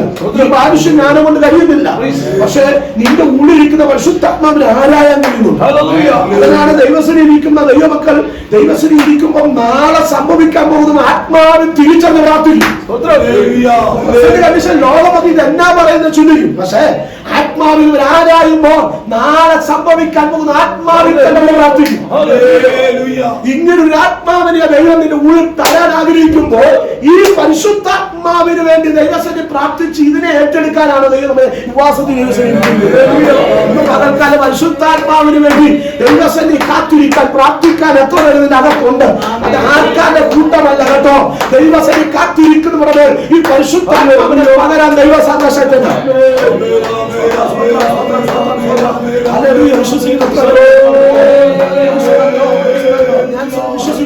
ഒരു വ്യക്തിയുടെ ഈ ദൈവത്തിന്റെ ആത്മാവിന്റെ ഒരു ചലനം ഉണ്ടായാൽ അടുത്തൊരു വ്യക്തി ഇത് കത്തിച്ചിരിക്കും. പരിശുദ്ധാത്മാവ് ഏറ്റെടുക്കുന്ന മീറ്റിംഗ് അവിടെ ആരും ലീഡർഷിപ്പ് നിൽക്കല്ല, പാസ്റ്റർ പ്രസംഗിക്കണമെന്ന് ഞാൻ ചിന്തിക്കും. എന്ന് പറഞ്ഞാൽ പരിശുദ്ധാത്മാവ് സകലം അറിയാം, സകലം ചന്തോചിതമായി ചെയ്യും. അത് ആത്മാവ് ഹേമിക്കുന്ന വ്യക്തിക്ക് ദൈവം അതിന്റെ ഗൈഡൻസ് നൽകിക്കൊണ്ട് ആത്മാവിന്റെ ഗൈഡൻസ് ആരാധന വേണ്ട സമയത്ത് ആത്മാവിന് ആരാധന സൂക്ഷിക്കാൻ ദൈവം നിയോഗ ആ സമയത്ത് ഒരു വ്യക്തിക്ക് നൽകിയാൽ ആ സമയം ദൈവം അടുത്തൊരു എഴുന്നേൽപ്പിക്കും. ദൂര പ്രവചനം വേണ്ടെന്നുള്ളെങ്കിൽ അടുത്തൊരാളെ പ്രവചനാത്മാവ് എഴുന്നേൽപ്പിക്കും. സഭ അങ്ങനെ ഒരു മണ്ഡലത്തിലേക്കാണ് വഴുതി വന്നത്. അതാണ് നമ്മുടെ ദേശത്തിന് വിടലായിത്തീർന്നെങ്കിൽ സഭയ്ക്ക് ആവശ്യം ഞാൻ ഇപ്പോൾ നിൽക്കുന്ന സമൂഹത്തിൽ ആവശ്യം മറ്റൊന്നുമല്ല, ആത്മാവിന്റെ നിയന്ത്രണത്തിലുള്ള ഒരു ആത്മമണ്ഡലം നമ്മുടെ സഭയ്ക്കും ദേശത്തിനും വെളിപ്പെടാൻ. ഇങ്ങനെ ഒരു കാര്യം പറയാനോ കാര്യം മറ്റൊന്നുമല്ല, ആത്മാവിന്റെ ഉള്ളിൽ മതിക്കുന്നത് കൊണ്ടാണ്. ഈ ചാലിക്കരയുടെ ദേശത്ത് ന്യൂനവശമുള്ളെങ്കിൽ ആത്മാവ് നിങ്ങൾക്ക് ഗൈഡൻസ് നൽകിയെങ്കിൽ ഇപ്പോൾ ദൈവത്തിൽ ഇരിക്കുന്നെങ്കിൽ ഈ ദിവസങ്ങൾ പ്രാർത്ഥിക്കേണ്ടത് ഒരു ആത്മമണ്ഡലത്തിലേക്ക് എന്നെ ഒന്ന് കടത്തണമെന്ന് പ്രാർത്ഥിച്ചാൽ പരിശുദ്ധാത്മാവ് ഇടപെടേണ്ട രീതി നമ്മെ കൊണ്ട് ചലിപ്പിക്കാൻ ദൈവത്തിന് കഴിയും. അങ്ങനെ ഒരു തലമുറ, അങ്ങനെയുള്ള അഭിഷേകങ്ങൾ ഈ കാലഘട്ടത്തിൽ ദേശത്ത് എഴുന്നേൽക്കാൻ അപാചികൾ മാറും, സഭയുടെ ന്യൂനതകൾ മാറും, ദേശത്തിന്റെ ശൂന്യതകൾ മാറും. അങ്ങനെ അഭിഷക്തന്മാരുടെ ലഭ്യത കുറവ് ദേശങ്ങളുടെ അപാചികത്തിന്റെ കാലമാക്കിക്കൊണ്ട് ഇരുത്തി തമ്പുന്നറിയാമോ, ചിലത് നിന്നെ പഠിപ്പിക്കാൻ, ചിലത് നിന്നെ ഒരുക്കിയെടുക്കാൻ. ഈ ദിവസങ്ങൾ ദൈവസനെ കാത്തിരിക്കുന്നവരെ ആത്മാവിൽ ദൈവസനെ കാത്തിരിപ്പാൻ ഇടയായിട്ടുണ്ട്. പരിശുദ്ധാത്മാവിന്റെ ശക്തി വിധേയപ്പെടുവാൻ ഇടയായിട്ടുണ്ട്. അങ്ങനെ എനിക്ക് പറഞ്ഞ കാര്യപ്രകാരമാണ് നിങ്ങൾ കൂടിയിരിക്കുന്ന സ്ഥലത്ത് പരിശുദ്ധാത്മാ യെരൂശലേമിൽ നിന്ന് വാങ്ങിപ്പോകാതെ, അവർ കൂടിയിരിക്കുമ്പോൾ യെരൂശലേമിൽ നിന്ന് വാങ്ങിപ്പോകാതെ എന്നോട് കേട്ട പിതാവിന്റെ വായ്ത്തത്വമായി എന്ത് ചെയ്യണം? വായ്ത്തത്വം എന്ന് പറഞ്ഞത് പരിശുദ്ധാത്മാവാകുന്ന വായ്ത്തത്വമാണ്. ഈ വായ്ത്തത്വം ഉള്ളിൽ ഉണ്ടെങ്കിൽ നാം ഏത് വിഷയത്തിലും ചലിപ്പിക്കാൻ വായ്ത്തത്വം പരിശുദ്ധാത്മാവിന് കഴിയും. സ്തോത്രം സ്തോത്രം. ഞാൻ ഒരു ഉദാഹരണം പറഞ്ഞ് വചനത്തേക്കാണ്. ദൈവത്തിന്റെ എബ്രിയ ദൂതൻ മറിയയുടെ അരികൾ വന്നൊരു ദൂത് പറഞ്ഞു. എന്താ പറഞ്ഞത് അറിയാമോ? കൃപ ലഭിച്ചവളെ നിനക്ക് ഈ പറഞ്ഞൊരു തെളിവാ. കൃപ ലഭിച്ചവളെ നിനക്ക്. അപ്പോ സക്രിയാവ് ചോദിച്ചതുപോലെ മറിയ ചോദിച്ചത് എങ്ങനെ നടക്കും. സക്രിയാവിന് അടി കൊടുത്തു, മറിയക്ക് അടി കൊടുത്തില്ല. ദമ്പരെന്ന പന്തി പക്ഷപാതം കാണിക്കുന്നവരോ. ഒരേ ചോദ്യത്തിന് ഒരാൾക്ക് അടി കൊടുത്തു, ഒരാള് മൗനമായിട്ടിരുന്നു, അടയാളം കൊടുത്തു.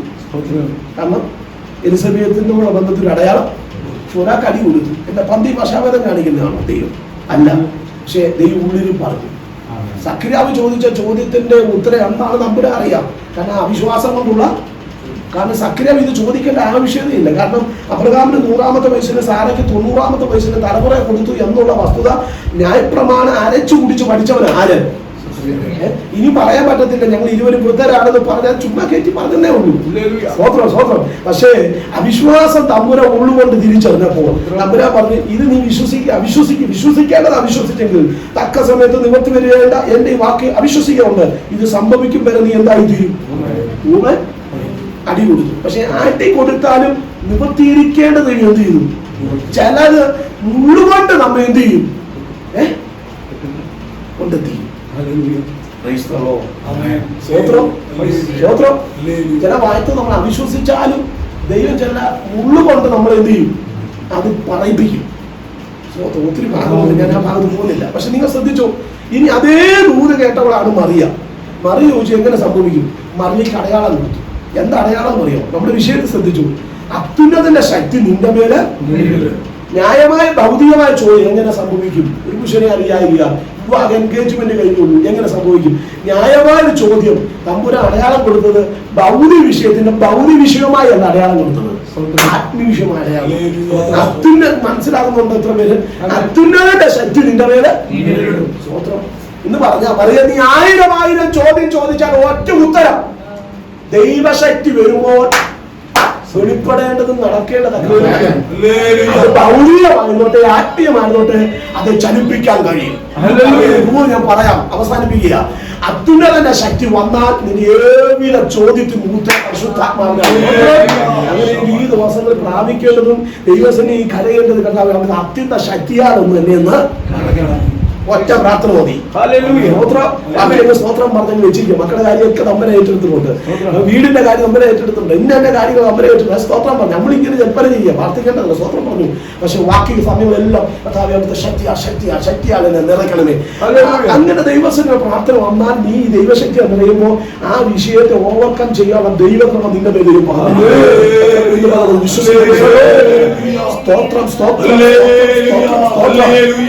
ശക്തിയാണ് അപ്പോസ്തല പ്രവൃത്തി തന്റെ ഭക്തന്മാരുടെ പറഞ്ഞത്. ഈ വാഗ്ദത്തം പ്രാപിച്ചവർ എവിടെയൊക്കെ ഒതുങ്ങിക്കൂടാൻ ശ്രമിച്ചു. അങ്ങനെയല്ലേ നമ്മളും? അങ്ങനെ പലപ്പോഴും ദൈവശക്തിയും ദൈവകൃപയും ദർശനവും പ്രാപിച്ച നമ്മൾ എവിടെയൊക്കെയോ ഒതുങ്ങിക്കൂടാൻ ശ്രമിക്കുന്നു. പക്ഷെ നമ്മൾ സാഹചര്യങ്ങൾ കൊണ്ട് ദൂരേക്ക് വരാം. സാഹചര്യങ്ങൾ കൊണ്ട് ഒതുങ്ങിക്കൂടാൻ ശ്രമിക്കുമ്പോൾ തമ്പുരാൻ എന്ത് ചെയ്യുന്ന അറിയാമോ? സാഹചര്യത്തെ തമ്പുരാൻ ഇളക്കും.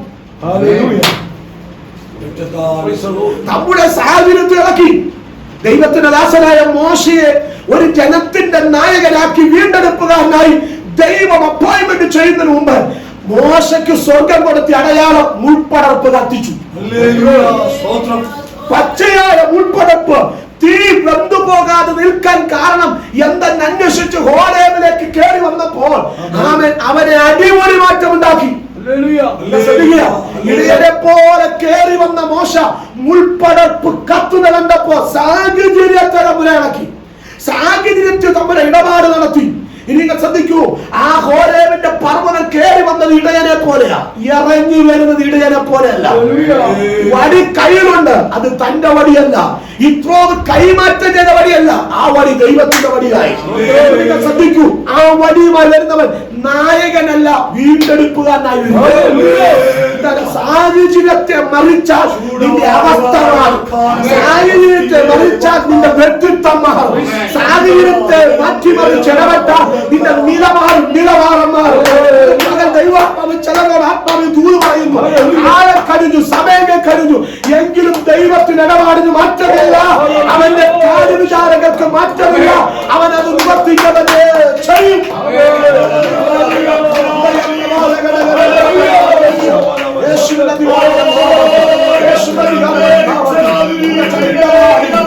വ്യക്തിപരമായ ഇടപാടുകൾ, സാഹചര്യങ്ങൾ ദൈവത്തിനോട് ഇടപെടുന്ന ഉണ്ടെന്നുള്ളത് ഈ പ്രാർത്ഥനകൾ കഴിയുമ്പോഴും ദൈവം ചില പ്രാർത്ഥനാ മണ്ഡലത്തിൽ ഇരുത്തുന്നതിന്റെ പിന്നിൽ, പ്രാർത്ഥനാ മുറിയിലേക്ക് ഇവർ ഇരുത്തിയതിന്റെ പിന്നിലും ദൈവത്തിന് ഉദ്ദേശമുണ്ടെന്ന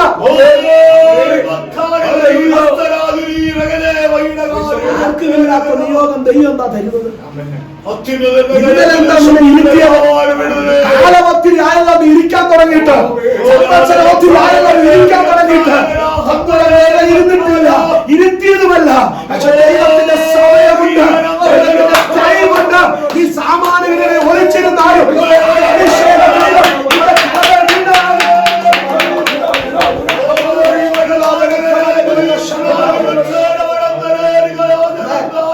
ഇനി ജനം അംഗീകരിക്കാൻ നീ നോക്കണ്ട.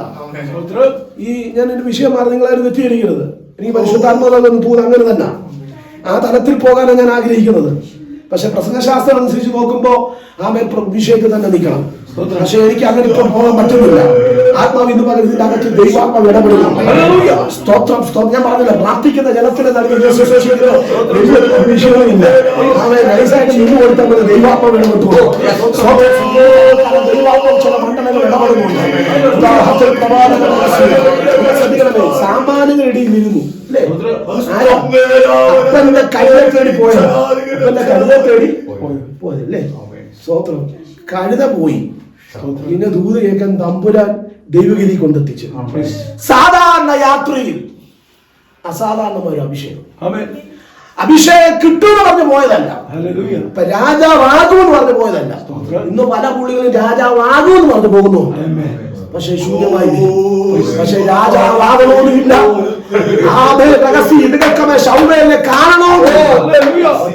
ഒരു സാധാരണ യാത്ര. പക്ഷേ ഇനിയാത്ത സമയത്ത് തലമുകളിൽ വീണ്ടും അഭിഷേകമുണ്ട്. പലരും ദൂത് പറയാം, ലോകത്തിന്റെ കൈവപ്പ് വെളിപ്പെടുന്നതിനേക്കാൾ ഉയരത്തിന്റെ ആത്മാവിന്റെ മുദ്രണം നിന്റെ തലയിൽ നിന്റെ ശിരസിൽ വീണിട്ടുണ്ടെങ്കിൽ ലോകം അംഗീകരിക്കണമെന്നില്ല. തിരസ്കരണങ്ങൾ ഒന്നുമാറുണ്ടാകും, പക്ഷെ നിന്റെ തലമേൽ വീണ അഭിഷേകം കുറഞ്ഞു പോയിട്ടില്ല. അത് നിവർത്തിക്കേണ്ട നിയോഗങ്ങളിൽ പൂർത്തീകരിച്ചെടുക്കാം. അഭിഷേകത്തിന് കഴിവുള്ള തിരിച്ചറിയുന്നു. അഭിഷേകം പ്രാപിച്ചത്, നിയോഗം പ്രാപിച്ചത് ജനം അംഗീകരിക്കണമെന്നില്ല, നാട്ടുകാർ അംഗീകരിക്കണമെന്നില്ല. വന്നപ്പോ മുതൽ പുള്ളിക്കാരൻ ഓടാൻ തുടങ്ങി. നാട്ടുകാരെ കൊണ്ട് നിൽക്കാൻ പറ്റുന്നില്ല. ഈ അഭിഷേകം വന്നു തുടങ്ങിയ നാട്ടുകാരെ കൊണ്ട് നിൽക്കാൻ പറ്റുന്നില്ല. ശ്രദ്ധിച്ചോ, അന്നേരം മുതൽ തന്നെ ഒതുങ്ങാൻ ശ്രമിച്ചു. ഹലോ ഹലോ, ഇവനെ അന്വേഷിച്ച് ജനം നടക്കുക. ശ്രദ്ധിക്കുന്നുണ്ടോ? ഇവനെ അന്വേഷിച്ച് ജനം എന്ത് ചെയ്യുക? അതൊരു ആത്മീയന്റെ, ഞാൻ പറയും, ഒരു ആത്മീയന്റെ ചൂട് അങ്ങനെ തന്നെ ആയിരിക്കണം. സ്തോത്രം സ്തോത്രം. നീ അന്വേഷിച്ചു പോവുകയല്ല, നീ അന്വേഷിച്ചു വരും. എത്ര പേരുണ്ട്? എത്ര പേര് ദൂരം മനസ്സിലാക്കാം? നമ്മൾ അന്വേഷിക്കാൻ പോകുന്നത് അവനെ മെനക്കെടുന്ന കാരണം ദൈവം നിയോഗിച്ച സമയത്ത് ദൈവം നിയോഗിച്ചത് അടുത്ത് വരും. അതുവരെ താടിരിക്കാതെ തമ്പുര ഇട്ടിരിക്കുന്ന, അതുവരെ ദൈവസനെ കുത്തിയിരിക്കാതെ തമ്പുര ഇട്ടിരിക്കുന്നെങ്കിൽ, അതുവരെ ദൈവസനെ മോങ്ങാൻ കരയാനാ തമ്പുരാൻ ഇട്ടിരിക്കുന്നെങ്കിൽ നീ കര. തമ്പുരാൻ ഉയർത്തേണ്ട സമയത്ത്, തമ്പുരാൻ പോകേണ്ട സമയത്ത് അത് ഒരുത്തന്റെ അഭിപ്രായം തമ്പുരാൻ ചോദിക്കത്തില്ല. തമ്പുരാന്റെ സമയമാകുമ്പോൾ നിന്നോട് ഇടപെടാൻ കഴിയുന്നവരെ ജനത്തിന് തന്നെ വാങ്ങിക്കാൻ തുടങ്ങി. പക്ഷെ സകല വംശം കയറി വന്നു. എന്തിയെ? അപ്പോ ഇങ്ങനെ യാത്ര ചെയ്തവരുടെ ഇടയിലാണ് ആത്മാവ് യെരൂശലേമിൽ നിന്ന് ഇവരെ അങ്ങ് പുറത്തെടുക്കാൻ പദ്ധതിയിട്ട്. എന്താണെന്നറിയാം? യെരൂശലേമിലെ സഭയ്ക്ക് എന്തുണ്ടായി? എന്തുണ്ടായി? പ്രതികൂലമുണ്ടായി. ഈ പ്രതികൂലം നമ്മൾ എന്തെങ്കിലും പിശാച് കൊണ്ടുവരുന്നതാണ്. നമ്മൾ ശാസിച്ച് മതി തമ്പുരാൻ കൊണ്ടുവരുന്നതാണ്. ഈ കൊറോണ കൊണ്ടുവന്നത് തമ്പുരാൻ അല്ലേ? കൊറോണ കൊണ്ടുവന്നു ദൈവം അരിപ്പം കൊണ്ട് അരിച്ചുകൊണ്ടിരിക്കുകയാണ്.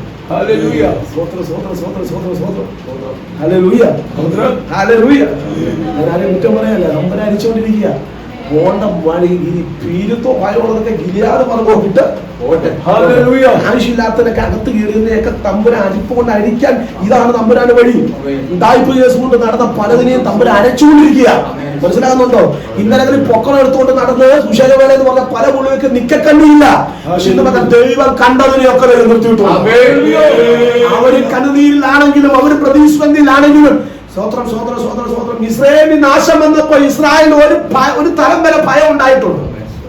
അവർ ഇതിലൂടെ കടന്നു പോകും. പക്ഷെ ഒരു കാര്യം, ദൈവം ചെയ്യേണ്ടതെല്ലാം ദൈവം ചെയ്തുകൊണ്ടിരിക്കും.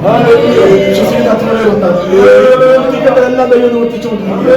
ഇതിന്റെ പിന്നെ ദൈവത്തിന് പദ്ധതിയുണ്ട്. അപ്പൊ യെരൂശലേമിൽ സ്തോത്രം പറഞ്ഞവരെ ദൈവം ഇറക്കി. വലിയ പീഡനം കൊണ്ടുവന്നു, ഒരു മരണമുണ്ടായി. പക്ഷേ അതിന്റെ പിന്നിൽ ഇവരെല്ലാം ചിറപ്പെട്ടു പോയി. ഓരോ സ്ഥലത്തേക്ക് എന്ത് ചെയ്തു? അപ്പൊ ഞാൻ നിങ്ങളൊരു കാര്യം പറയാൻ, ചിലത് തിന്മയ്ക്കായി വരുന്നത്, ചില നന്മയ്ക്കാം. നമ്മൾ ഭയപ്പെടണ്ട, അതിന്റെ അകത്ത് നന്മയുണ്ട്. എന്തും തിന്മ എന്നൊരു ആത്മീയ ജീവിതത്തിൽ വരുന്ന ചിന്തിച്ചോ, അതിന്റെ അകത്തൊരു നന്മയുണ്ട്. സ്തോത്രം. തിന്മയാണ് ശൗൽ ശിംശോൻ പോയപ്പോ സ്തോത്രം വിശന്ന് കാണാം. ആമേൻ. ഒരു മുന്തിരിയുടെ അരികിലേക്ക് മാറിപ്പോയെന്ന് എന്റെ ഭാവന ഞാൻ കാണുന്നത്. അലറിക്കേറി വന്നൊരു ബാലസംഘം. എന്റെ വിഷയത്തിൽ മാറുന്നില്ല. പക്ഷെ കേറി വന്നപ്പോ എന്റെ ആത്മശക്തിയിൽ എന്ത് ചെയ്തു? നിങ്ങൾക്കറിയാവുന്ന കാര്യം ചില ചിന്തകൾ മാത്രമാണ്. പക്ഷെ 2 ദിവസം കഴിഞ്ഞ് പെണ്ണ് കണ്ട് തിരിച്ചു വരുമ്പോൾ എന്താ സംഭവിക്കുന്നത് അറിയാമോ? വീണ്ടും അതിലോട്ടൊന്ന് പോയി എന്ത് സംഭവിച്ചു എന്ന് പറയാം. ഇത്തിരി ആത്മീയ ദൂരമുണ്ട്. ചെന്നപ്പോ എന്താ സംഭവിച്ചറിയുമോ? അതിന്റെ എല്ലിന്റെ അകത്ത് തേൻകൂട്, അല്ലോ മല്ലനിൽ നിന്നും മധുരവും ഓർത്താവിൽ നിന്ന്. ശ്രദ്ധിച്ചോ, ഇന്നലെ നിനക്ക് വിശപ്പില്ല, ഇന്ന് വിശപ്പുണ്ട് തമ്പുരാൻ അറിയാം. അത് പരിഹരിക്കാൻ തമ്പുരാൻ ചിലത് ഒരുക്കുന്നറിയോ? ഇനി ഒരു കാര്യം, അത് കടങ്കഥയായി മാറി. ഫെലിസ്ത്യന്റെ നടുവിൽ ചോദ്യം ചോദിക്കാൻ ഉത്തരം ചോദ്യവുമായി മാറ്റി. അങ്ങനെ ഇന്ന് പകൽ ശ്രദ്ധിച്ചോ, ചിലത് നന്മയ്ക്കായി കൂടി വ്യാപരിപ്പിക്കും. ഇനി ഒരു കൂടെ പറയാം, ഈ മുന്തിരിത്തോട്ടത്തിലേക്ക് പുള്ളിക്ക് പോകാൻ അവകാശമില്ലായിരുന്നു. കാരണം നാസികതക്കാരന് മുന്തിരിയുടെ ഫലവും അനുഭവിക്കാൻ നീ എന്തിനാ അങ്ങോട്ട് പോയത്? ഞാൻ പറയാം, ദൈവകൃപയുള്ളവൻ, ദൈവശക്തി ഉള്ളവൻ വെച്ച ദൈവത്തിന്റെ നിയമം വിട്ട് ചലിച്ചാൽ പതിയിരിക്കുന്ന ബാലസംഭവം ഉണ്ടെന്നുള്ളത്. നിന്നെ ഏൽപ്പിച്ച നിയമം, നിന്നിൽ നൽകിയ ദൈവശക്തി, നിന്നെ ഏൽപ്പിച്ച ദൈവാത്മാവിന്റെ നിയോഗങ്ങളെ വിട്ട് ചലിച്ചാൽ പതിയിരിക്കുന്ന ഒരു ബാലസിംഹം ഉണ്ട്. സ്തോത്രം, സ്തോത്രം. എങ്കിലും ദൈവത്തിന്റെ ഒരു കരുണ പിന്നിൽ ഉണ്ടെന്നും കൂടെ ദൈവം ബോധ്യമാക്കാൻ വേണ്ടിയായിരുന്നു. എത്ര പേര് വിശ്വസിക്കുന്നുണ്ട്? അപ്പൊ ഏതൊരു തിന്മയ്ക്കകത്തും ഒരു നന്മയുണ്ട്. ആത്മീയന് എന്നാൽ ദൈവത്തെ സ്നേഹിക്കുന്നവർക്ക്, നിർണയപ്രകാരം വിളിക്കപ്പെടുന്നവർക്ക് സകലവും നന്മയ്ക്കായി കൂലിയാതിരിക്കുന്നു. സകലവും നന്മയ്ക്കായി. സ്തോത്രം. ഞാൻ പലവും പറയാറുണ്ട്, ചില പ്രതികൂലങ്ങൾ ചില വായ്ത്തത്വത്തിന് വേണ്ടി ഒരുക്കുന്നതാണ്. മത്തായി സുവിശേഷം വായിക്കുന്ന മത്തായി സുവിശേഷം 2-ാം അധ്യായം പരിശോധിക്കുമ്പോൾ ഹെരോദാവിന്റെ ഒരു വാള് എഴുന്നേറ്റു. വായ്ത്തത്തിന്റെ മഷിയക്കെതിരെയാണ് എഴുന്നേറ്റത്. ശ്രദ്ധിക്കണമേ, ഇല്ലായ്മ ചെയ്യാൻ. പക്ഷെ അതിന്റെ നടുവിൽ സംഭവിച്ചത് 3 വായ്ത്തത്വം നിവർത്തീകരിച്ചു. ഒരു മനുഷ്യ തലത്തിൽ ഹെരോദാവിന്റെ ഒരു വാൾ എഴുന്നേറ്റു എന്ന് ചിന്തിക്കുന്നുണ്ടെങ്കിൽ ആ വാളിന്റെ നടുവിൽ ദൈവ സുരക്ഷിതമായി നിർത്തേണ്ടതിനെ നിർത്തി. എത്ര പേര് വിശ്വസിക്കുന്നുണ്ട് എന്ന് പറയാൻ? 3 വായ്ത്തത്വം. ഒന്നാമത്തെ വായ്ത്തത്വം, ഇത് നിമിത്തം യോസേഫും മറിയയും മിസ്രൈമിലേക്ക് പോയി.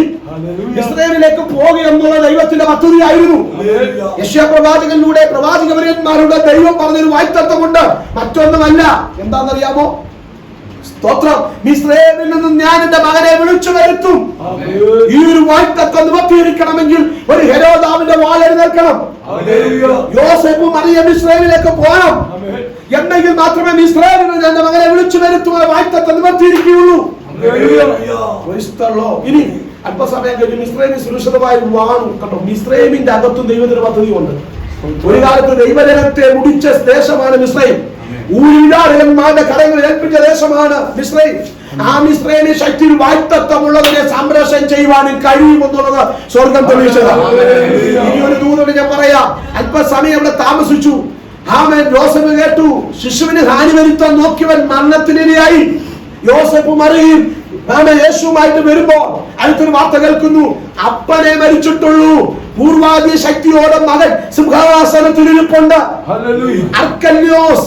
അപ്പൊ ഉള്ളിൽ ഭയം വന്നു. എടാ, അപ്പൻ ഇങ്ങനെ ചെയ്തെങ്കിൽ മകൻ ഇതിന്റെ അപ്പുറം ചെയ്യും. സ്തോത്രം. ശ്രദ്ധിക്കണമേ, ഈ ഉള്ളിൽ ഭയം വന്നപ്പോ നേരെ എങ്ങോട്ട് പോയി അറിയാമോ? നസ്രയത്തിലേക്ക് പോയി. നിങ്ങൾക്ക് ആ ദൂത് മനസ്സിലാകുന്നു? ഈ നസ്രയത്തിലേക്കുള്ള പോക്ക് യോസേഫിന്റെ ഉള്ളിൽ പറയും, ഇതൊരു ചുഴച്ചില, ഇതൊരു ഉഴച്ചയാ, ഇത് കഷ്ടപ്പാടാ, അങ്ങോട്ടും ഇങ്ങോട്ടും ഞങ്ങൾ കിടന്ന് തട്ടുകയെന്ന് പറയും അല്ലേ? പക്ഷെ തട്ടുകയല്ല, ഇതിന്റെ അകത്ത് ഒരു വായ്ത്തത്വം വാങ്ങി നിൽക്കുകയാണ്. മറ്റൊന്നുമല്ല, ഇവൻ നസ്രേത്ത് വിളിക്കപ്പെടേണ്ടതിന്, ഇവൻ നസ്രേത്തുകാരന് വിളിക്കപ്പെടേണ്ടതിന് നസ്രേത്ത് ചെന്ന് പാർത്തു. പകലൊരു ദൂത് ഞാൻ ആത്മാവ് വിളിച്ചു പറയാം. ചില വാളെഴുന്നേൽക്കുന്ന പിന്നിൽ, ചില ഹെരോദാവിന്റെ ശക്തി എഴുന്നേൽക്കുന്ന പിന്നിൽ, ദേശത്തിലെ വാള എഴുന്നേൽക്കുന്നതിന്റെ പിന്നിൽ ചില വായ്ത്തത്വങ്ങൾ വെളിപ്പെടാൻ വേണ്ടിയാണ്. ആത്മീയത തിരിച്ചറിയാൻ വരും. ഹെരോദാവിന്റെ വാള എഴുന്നേറ്റില്ലായിരുന്നെങ്കിൽ ഈ 2 വായ്ത്തത്വം നിവൃത്തിയിരിക്കത്തില്ല. 3-ാം വായ്ത്തത്വം കൊണ്ട് നിന്ന് കണ്ടുപിടിച്ചു ഞാൻ അതിലേക്ക് പോകുന്നില്ല. സ്തോത്രം. ഈ 2 വായ്ത്തത്വം നിവൃത്തിയിരിക്കാനാണ് ഹെരോദാവിന്റെ വാള എഴുന്നേറ്റത്. ഇനി ഞാൻ പറയാം, വലിയ പ്രതിസന്ധി ഉണ്ടായ നിമിത്തം ദൈവജനം എന്ത് ചെയ്തു? ചിതറപ്പെട്ടു. അവർ പോയ സ്ഥലങ്ങളിലൊക്കെ വചനം എന്ത് ചെയ്തു? സുവിശേഷിച്ചു. ഇനി അടുത്ത ഭാഗം. അങ്ങനെ ആ പട്ടണത്തിൽ, ഏത് പട്ടണം? ശമരിയ പട്ടണം. ഇന്നലെ കേട്ട വായ്ത്തത്വത്തിന്റെ ദേശത്ത് തമ്പുരാൻ ആ ഭക്തന്മാരെ കൊണ്ടെത്തിക്കുക. ഇന്ന് രാത്രി, ഇന്ന് പകൽക്കാലം ദൂരം വിളിച്ചു പറയാം, ജീവിതത്തിൽ ചില ശോധനകൾ, ചില പ്രതിസന്ധികൾ, ഒറ്റപ്പെടലുകൾ, ചിതറിപ്പിക്കുന്ന അനുഭവങ്ങൾ ജീവിതത്തിൽ കടന്നു വരുമ്പോൾ നിരാശപ്പെട്ടു പോകരുത്. അവിടെയും നിനക്കൊരു പ്രവൃത്തി ചെയ്യാനുണ്ട്. ചിത്രപ്പെട്ടു പോയവർ അവിടെകളായി സുവിശേഷം പ്രസംഗിച്ചു. ഇനി സുവിശേഷം പ്രസംഗിച്ചിടത്തോളം ദൈവീയ വിടുതൽ പറയാം. ശമരിയ വലിയ സന്തോഷത്തിന് എന്ത് ചെയ്തു? അങ്ങനെ ആ പട്ടണത്തിൽ വലിയ സന്തോഷത്തിന് കാരണമായി തീർന്നു. എന്ന് പറഞ്ഞാൽ ഈ ശമരിയ പട്ടണം വലിയ ദുഃഖത്തിലിരുന്ന പട്ടണമാണ്. വലിയ ദുഃഖത്തിലിരുന്ന പട്ടണമാണ് ഏത്? ഈ ചില ദേശമൊക്കെ എന്റെ വിഷയത്തിൽ വരിക, ചില ദേശമൊക്കെ ദുഃഖത്തിലാണ്. എന്നാൽ ആ ദുഃഖത്തിലിരിക്കുന്ന പട്ടണത്തിന്റെ അകത്താണ് ആത്മപരമുള്ള ദേശത്ത് നിന്ന് ചിതറപ്പെട്ടു പോയ ഭക്തനായ ഫിലിപ്പോസ് കടന്നു ചെന്ന നിമിത്തം ദേശം സന്തോഷിച്ചു. യെരൂശലേമിൽ സ്തോത്രം പറഞ്ഞുകൊണ്ടിരുന്നാൽ ശബരി വിടുവിക്കപ്പെടുവോ? ഇവിടെ ഇരിക്കുന്നത് എനിക്ക് നിങ്ങൾക്ക് എല്ലാം സുഖമാണ്. 24 മണിക്കൂർ പ്രാർത്ഥിക്കുന്നത് ആവശ്യമാണ്. പക്ഷെ ഇതിന്റെ അപ്പുറത്ത് 21 അപ്പുറത്തൊരു കാര്യമുണ്ട്. 21 ഇരുന്ന് പോകാൻ വേണ്ടിയല്ല ദൈവം വെച്ചത്. ഈ 21 ഇരുന്നത് മറ്റൊരു പദ്ധതിക്കാണ്. മനസ്സിലാകുന്ന എത്ര പേരുണ്ട്? സ്തോത്രം. ഇങ്ങനെ സ്തോത്രം പറഞ്ഞവരെ അങ്ങോട്ട് തമ്പരാൻ വിട്ടത് യെരൂശലേമിൽ ചെയ്യേണ്ട ചില പദ്ധതിയുണ്ട്. അത് ചെയ്യാനാണെങ്കിൽ ഉയർത്തിലെ ശക്തി ആവശ്യമാണ്. ഉയർത്തിലെ ശക്തി പ്രാപിക്കാൻ വേണ്ടി അത് ഇരുത്തിയത്.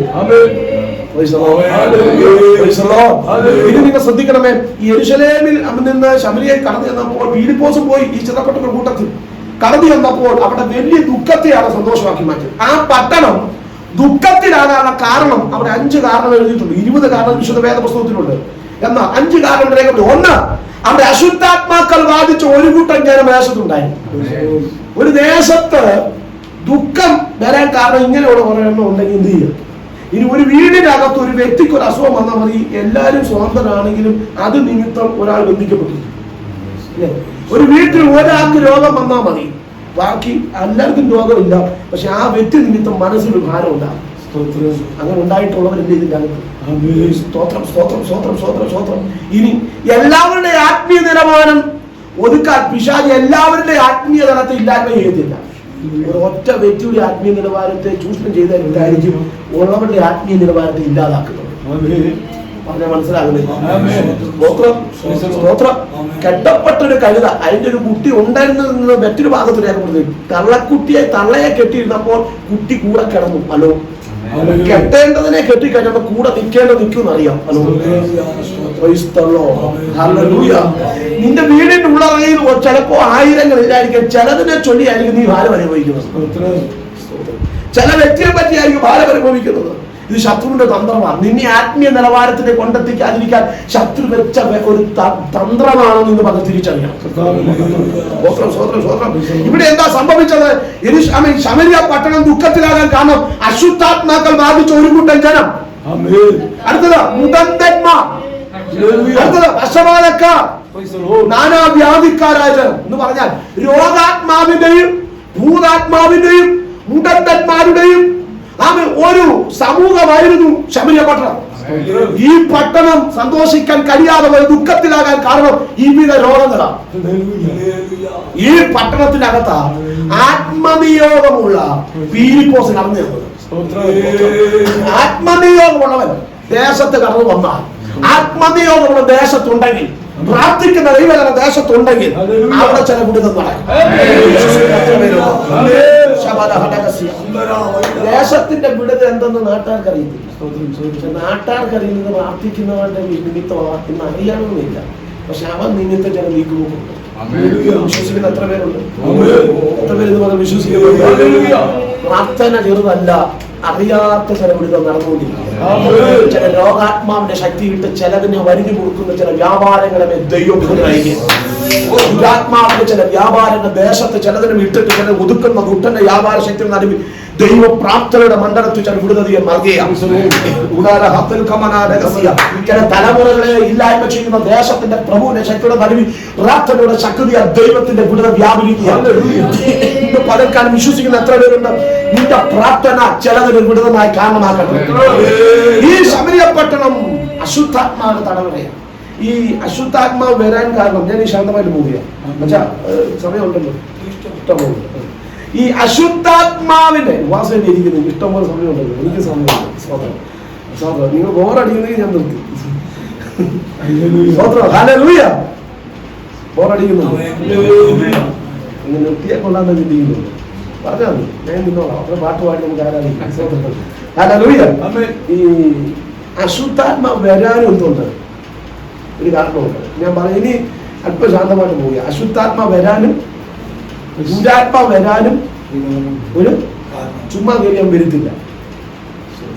പ്രാർത്ഥിക്കുന്നവരുടെ മേലും ദുരാത്മ വരാനും കാരണമുണ്ട്. ഈ വെളിയിലുള്ളവന്റെ ദുരാത്മ പെട്ടെന്ന് ഇറങ്ങും. നമ്മൾ ഇത്രയും പേര് ദിവസം ഒന്നും പാട്ട് പാടുമ്പോഴേ അവൻ അവിടെ നിൽക്കത്തും പറ്റില്ല. അയ്യോ പോവാണെന്ന് പറയും. മുൻപേ വേണ്ട, ഒന്നൊരിടത്ത് ഇന്ന് പ്രാർത്ഥിച്ചാൽ. പക്ഷെ ഈ പന്തക്കോസുകാരൻ്റെ ഉള്ള ഭൂതം പോകാനെ പാടും.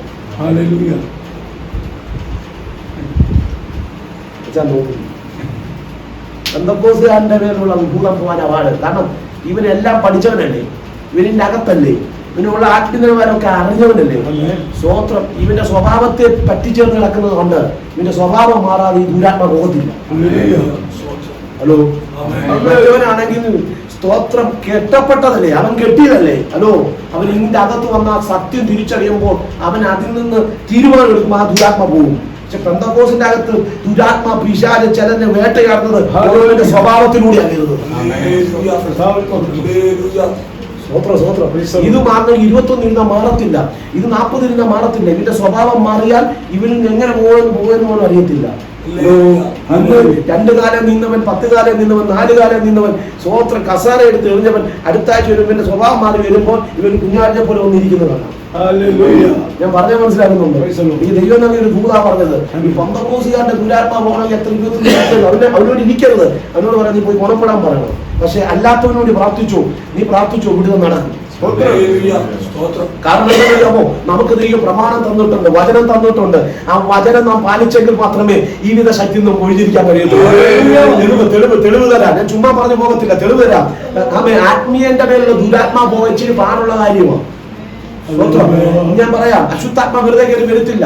സ്തോത്രം. മനുഷ്യൻ കെട്ടുന്ന ഒരു ബന്ധനമുണ്ട്, ദൈവം ബന്ധിക്കുന്ന ബന്ധനമുണ്ട്, നമ്മൾ ബന്ധിക്കുന്ന ബന്ധനമുണ്ട്. സ്തോത്രം. മനുഷ്യൻ കെട്ടുന്ന ബന്ധനം, നമ്മൾ മറ്റുള്ളവർക്കിട്ട ബന്ധനം. നീ ഒരിക്കലും ഗുണം പിടിക്കത്തില്ലെന്ന് പറഞ്ഞ ബന്ധനം, മക്കൾക്കിട്ട ബന്ധനം, മറ്റുള്ളവരോട് പറഞ്ഞ ബന്ധനം. ഇത് നമ്മൾ അടിക്കാത്തോടത്തോളം കാലം ഇതിന്റെ അകത്തൊരു വിടുതലില്ല. അതുകൊണ്ടാണ് തൊണ്ട കീറി യെശയ്യാവിനോട് പറഞ്ഞത്, നീ തൊണ്ട കീറി പ്രസംഗിക്കാൻ, ഉറക്ക നിലവിളിക്ക്, ഇസ്രായേൽ ജനത്തിന്റെ പാപത്തെ പറ്റി നീ ബോധ്യമാക്ക്. എന്നിട്ട് പറയാം, അന്യായ ബന്ധനങ്ങളെ അഴിക്ക്, മുഖത്തിന്റെ അമൽക്കരികളെ. സ്തോത്രം. ഈ അന്യായ ബന്ധം എന്ന് പറഞ്ഞാൽ പിശാചിന്റെ ബന്ധനമല്ല. ഈ അന്യായ ബന്ധം എന്ന് പറഞ്ഞാൽ ആത്മീയം കെട്ടിയ ബന്ധനം അന്യായ ബന്ധനം. സ്തോത്രം. 4 വേദക്കാരൻ കെട്ടിയതല്ല അന്യായ ബന്ധനം. ആത്മീയൻ, ദൈവത്തെ ആരാധിക്കുന്നവൻ കെട്ടിയ ബന്ധനമാണ് അന്യായ ബന്ധനം.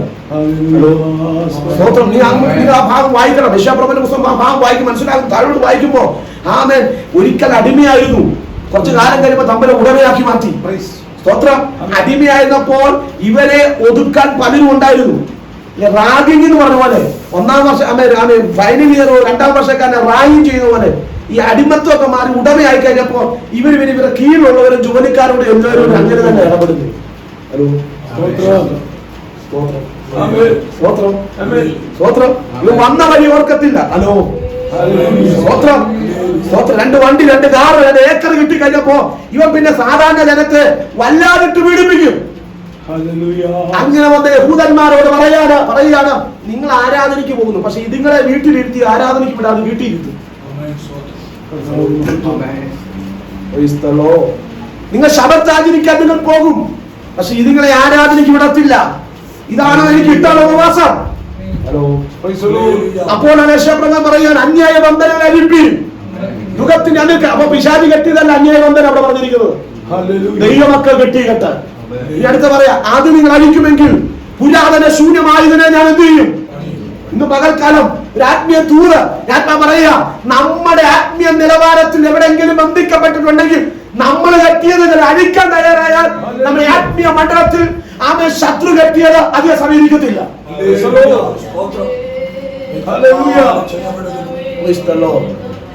ജനത്തിന് തടി സംസാരിക്കുന്ന ദൂതാണെങ്കിൽ ഇവരൊക്കെ സംസാരിക്കുന്ന ഒരു ദൈവാത്മാവിന്റെ ഒരു നിയോഗം ദൈവം തന്നതാണ്. ദൈവാത്മാ ചിലരോട് ഇടപെടുക, നീ പലതിനെയും കെട്ടിയത് നീ ഇന്ന് പകരം അഴിക്കണം.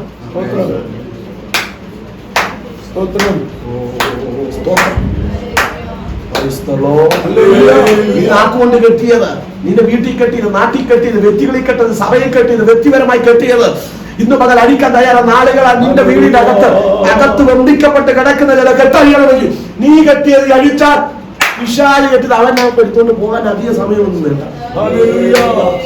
ഇനി ദൈവം ബന്ധിക്കും. ദൈവം ബന്ധിക്കുമോ? ദൈവം ബന്ധിക്കും. 107 സങ്കീർത്തനത്തിലുണ്ട്, അത്യുന്നതന്റെ ആലോചനയോട് മത്സരിക്കും. അടുത്തത് പറ.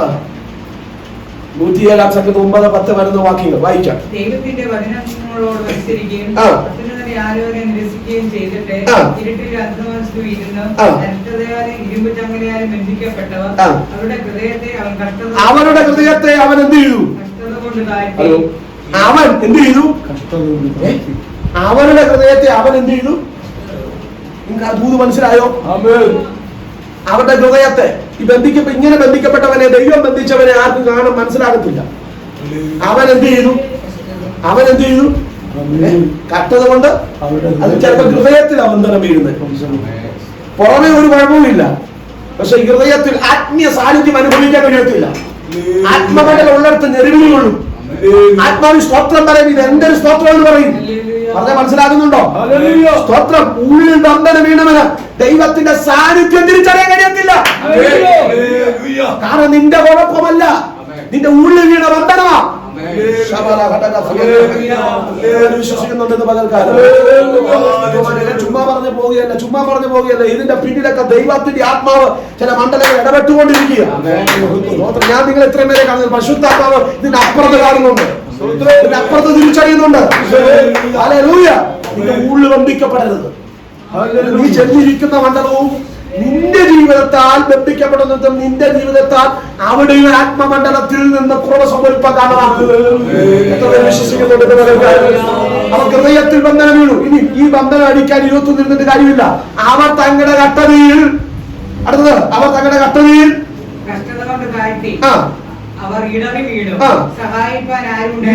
സഹായിപ്പാൻ ഒരു പാസ്റ്റർ വന്ന് നിനക്ക് വേണ്ടി പ്രാർത്ഥിക്കാൻ എനിക്ക് ദൈവവാസനെ വരട്ടെ, ഈ ബന്ധം ഒന്ന് മാറാൻ. പാസ്റ്റർ വന്ന് നോക്കി വിശ്വാസിയല്ലേ, ഒന്ന് ഇരുന്നേക്കാം എന്ന് പറഞ്ഞ് കുത്തിയിരിക്കാൻ നോക്കിയാലും ഈ ബന്ധനം മാറത്തില്ല. ആളല്ലേ ഒന്ന് കുത്തിയിരുന്ന് പ്രാർത്ഥിക്കാൻ പറഞ്ഞിരുന്നാൽ അവനിരുന്ന് പ്രാർത്ഥിക്കത്തുള്ളൂ, ബന്ധനം മാറത്തില്ല. പക്ഷെ ഒരു ദൂത് പറയും, ഈ ബന്ധനം അഴിക്കാൻ ഒരു പാസ്റ്റർ എടികെട്ടിയ പ്രവാചകം വന്നില്ലേലും ഈ ബന്ധനം അഴിയാണ് മുഖാന്തരം പറയാ. അവർ തങ്ങളുടെ കഷ്ടതയിൽ യഹോവയോട് നിലവിളിച്ചു. നീയും നിന്റെ ദൈവമായുള്ള ബന്ധമാണ് ഈ ബന്ധനം അടിക്കാൻ കാരണം. നീ നിന്റെ ദൈവമായുള്ള ബന്ധത്തിൽ ഈ ബന്ധനം അടിച്ച നിന്റെ കഷ്ടതയിൽ നീ ദൈവത്തോട് നിലവിളിച്ച, റെക്കമെന്റ് വേണ്ട, നീ ദൈവത്തോട് നിലവിളിച്ച. അടുത്ത വാക്യം, അവൻ അവരുടെ ഞെരുക്കങ്ങളിൽ നിന്നും എല്ലാ തലത്തിലും ഞെരുക്കുക. ആത്മീയത്തിലും ഞെരുക്കും, ഭൗതികത്തിലും എല്ലാ തലത്തിലും ഞെരുക്കും. അപ്പോൾ ഞെരുക്കങ്ങൾ വിടുവിച്ചിട്ട് അടുത്തത് ഇരുട്ടിൽ നിന്നും അന്ധവസിൽ നിന്നും പുറപ്പെടുവിച്ച് അവരുടെ ബന്ധനങ്ങളെ അറുത്ത്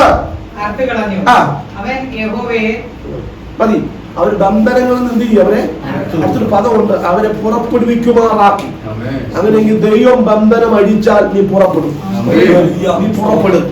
നീ പുറപ്പെടത്തില്ലെന്ന് ശത്രു പറയാൻ നടത്ത. ദൈവം നിന്റെ ബന്ധനം അടിച്ചാൽ നീ പുറപ്പെട്ടിരിക്കും. വിശ്വസിക്കുന്നുണ്ട്. എവിടെയൊക്കെ ഞാങ്ങണയ്ക്കകത്ത് ഒതുക്കിയിട്ടിരിക്കുന്ന പോലെ പറയാതൊക്കെ ചില തീരങ്ങൾ കൊണ്ട് ഒതുക്കിയിട്ടിരിക്കുന്ന മണ്ഡലങ്ങളാണ് ആത്മാവ് ഇതോടെ പറയാ, നിന്നെ പുറപ്പെടുവിക്കും. നീ പുറപ്പെടും. ദൈവം അടിച്ചാൽ നീ പുറപ്പെടും. ഇനി പറയാം, നമ്മൾ പലപ്പോഴും പിശാചിന് അടിമപ്പെട്ട് കൊടുക്കുന്നുണ്ട്. ഒരു കാര്യം പറഞ്ഞാൽ നിങ്ങൾക്ക് മനസ്സിലാവും. ഈ അശുദ്ധാത്മാക്കൾ നമ്മളിലേക്ക് വരണമെങ്കിൽ നമ്മൾ വഴിയൊരുക്കണം, എന്നാൽ ഇവൻ കയറത്തുള്ളൂ. ഈ ഗിലെയാദ് ദേശം പിൽക്കാലത്ത് ഗദർ ദേശം എന്ന് പറയപ്പെട്ടല്ലേ. ഈ ഗിലെയാദ് ദേശത്തെ പറ്റി സംസാരിച്ചാൽ ഈ ഇസ്രായേൽ ജനത്തിന്റെ 12 ഗോത്രം, അതിൽ ഗാദ്, മനശ്ശെ, 2.5 ഗോത്രം ഒരിക്കൽ കനാനിലേക്കുള്ള യാത്രയിൽ അഭിഷക്തന്മാരോട് പറഞ്ഞ കാര്യപ്രകാരമാണ്, ഞങ്ങൾക്ക് കനാൻ വേണ്ട, ഞങ്ങൾക്ക് ഈ യോർദാന്റെ പടിഞ്ഞാറ് ദേശമായ ഈ ദേശം മതി. എന്തുകൊണ്ടാണ് ചോദ്യം പറഞ്ഞു? ഞങ്ങൾക്ക് ഒത്തിരി ആടുമാടുകളുണ്ട്, അതുകൊണ്ട് ഇവിടെ ഞങ്ങൾക്ക് എന്ത് ചെയ്യാം, ഇവയെ കൊണ്ട് പരിപോഷണം ചെയ്യാം, ഞങ്ങൾക്ക് ആഹാരം സമ്പാദിക്കാം, അതുകൊണ്ട് കനാൻ ഞങ്ങൾക്ക് വേണ്ട. അപ്പോ മുമ്പിൽ നടന്ന നായകന്മാർ പറഞ്ഞു, ദൈവം നിങ്ങളെ പുറപ്പെടുവിച്ച് ഇവിടെ ഒതുങ്ങാനല്ല, ഇവിടെ തളച്ചിടാനല്ല, നിന്നെ വിളിച്ചത് കനാനിലേക്കാണ്. ഇന്ന് പലരും വിളിച്ചത് കനാനിലേക്കാ. പക്ഷെ കനാനിലേക്ക് വിളിച്ച പലരും എവിടേക്കോ ഒതുങ്ങി. കാരണം പറയാ, കുറച്ച് ആടുമാരുണ്ടായിരുന്നു, കുറച്ച് കന്നുകാലി ഉണ്ടായിരുന്നു. പക്ഷെ ദൈവം അവരോട് പറയാ, അങ്ങനെ വിടത്തില്ല. ദൈവം വിളിച്ചിറക്കിയത് കനാനിലേക്കാ. ദൂരത്തിലാകുന്ന എത്ര പേരുണ്ട്? ദൈവത്തിനെ വിളിച്ചിറക്കിയെങ്കിൽ എവിടെയെങ്കിലും ഒതുങ്ങാനുള്ളതല്ല, പൂർത്തീകരിപ്പാൻ ദൈവ സർവശക്തന്. ഇനി അവൻ ഇങ്ങനെ ഈ പിടിവാശപ്പെട്ടു. ഹലോ, ഒരു ആത്മീയ ദൂത് പറയാം, മുറുകെ പിടിച്ച് പ്രാർത്ഥിക്കുന്നതൊക്കെ നല്ലതാണ്. ചില മുറുകെ പിടിച്ച് പ്രാർത്ഥിക്കുന്ന തമ്പുരാൻ ഉത്തരം തരും. പക്ഷെ അതിന്റെ പിന്നിലെ ഭവിഷ്യത്ത് നീ അനുഭവിച്ചോളാം. ഇവര് വിടുന്നില്ല. ഇത് പറഞ്ഞ് ഞങ്ങൾക്ക് തന്നേ പറ്റൂ. ഇന്ന് അവർക്ക് ഒരു വഴി തുറന്നിട്ടു, പോകാനും വരാനും വഴി തുറന്നിട്ടു. നിങ്ങളൊരു കാര്യം ചെയ്യണം, ദൈവത്തിന്റെ വാക്കിന് ഒരു മാറ്റമില്ല. നിങ്ങളെല്ലാവരും കനാനി വരണം. കനാനി വന്നിട്ട് അനാക്കിനെ കീഴടക്കണം. കീഴടക്കിയ ശേഷം ദേശം സ്വന്തമാക്കിയ ശേഷം നിങ്ങൾക്ക് ഇഷ്ടമുള്ളിടത്തേക്ക് എന്ത് ചെയ്യണം. അവർക്ക് സന്തോഷമായി. കാരണം അവരുടെ ഇഷ്ടത്തിനൊത്തവണ്ണം ദൈവം ചിലതൊക്കെ സമ്മതിച്ചിട്ട് തരും. പ്രാർത്ഥിക്കുന്നത് കൊണ്ട് ഞാൻ നിങ്ങളുടെ പ്രാർത്ഥന കുറയ്ക്കാൻ വന്നതല്ല. പക്ഷെ ദൈവം തന്നൊരു ദൂത് പറയാൻ, ചിലതൊക്കെ ദൈവം എന്ത് ചെയ്യും, സമ്മതിച്ച്. പക്ഷെ അതിന്റെ പിന്നെ നീ പിടിച്ചു വാങ്ങിച്ചത് നീ അതിന്റെ അനുഭവിക്കേണ്ടി വരും. വലിയ സന്തോഷമായി. ഇവരെല്ലാം വന്നു, യുദ്ധം കഴിഞ്ഞു, സത്വമായപ്പോ നായകന്മാരോട് പറഞ്ഞു, ഞങ്ങൾക്ക് പറഞ്ഞ ദേശം ഇതല്ല, പോയിക്കോളാൻ പറഞ്ഞു. കുറച്ചു കാലമൊക്കെ അപ്പന്മാരുടെ കാലത്ത് സ്വത്വം അല്ലെങ്കിൽ ഉണ്ടായിരുന്നു, യാഗം കൂടെ ഉണ്ടായിരുന്നു, ആരാധിക്കാൻ തുടങ്ങി, എല്ലാ മക്കളും കൂടെ ഉണ്ടായിരുന്നു. ഹലോ, കുറച്ചു കാലം കഴിഞ്ഞപ്പോ ഈ യാഗം കൂടെ എല്ലാം പോയി. മക്കളുടെ കാലം വന്നപ്പോ സ്തോത്രം പോയി, ഹല്ലേലൂയ പോയി. അന്ന് ആടിനെ വളർത്തി. പിൽക്കാലം വന്നപ്പോ സുബോധക്കേടുണ്ടായി. പിന്നെ ആടിനെ വളർത്തിയ പന്നിയെ വളർത്താൻ തുടങ്ങി. ആ പന്നിയെ വളർത്തിയവരാണ് ഗദർദേശക്കാർ. പഴയ നിയമത്തിൽ ഗിലെയാദ് ദേശം, പുതിയ നിയമത്തിൽ ഗദർദേശമായി മാറി. അന്ന് ആരാധിച്ചവന്റെ തലമുറ ഇന്ന് ആരാധന ഇല്ലാത്തവന്റെ തലമുറയായി മാറി. യേശുവിനെ അറിയത്തില്ല, മര്യാദയുടെ അതിര് വിട്ടു പോകാനാ പറഞ്ഞത്. മനസ്സിലാകുന്ന എത്ര പേരുണ്ട്? ദൈവസാന്നിധ്യം ഉള്ളവന്റെ വീടകത്ത് ദുരാത്മാവ് കയറുമ്പോ എവിടെയാന്ന് പറയാം, ദൈവസാന്നിധ്യം കാണുമ്പോ നഷ്ടപ്പെടുമ്പോ ദുരാത്മാവ് കയറും. താണ്ഡവമാണ്. മനസ്സിലായില്ല. ആരാധിച്ച ദൈവസഭയ്ക്കകത്ത് ആത്മമണ്ഡലത്തിൽ നിന്നുപോയാ പിന്നെ അവിടെ പിശാചായിരിക്കും.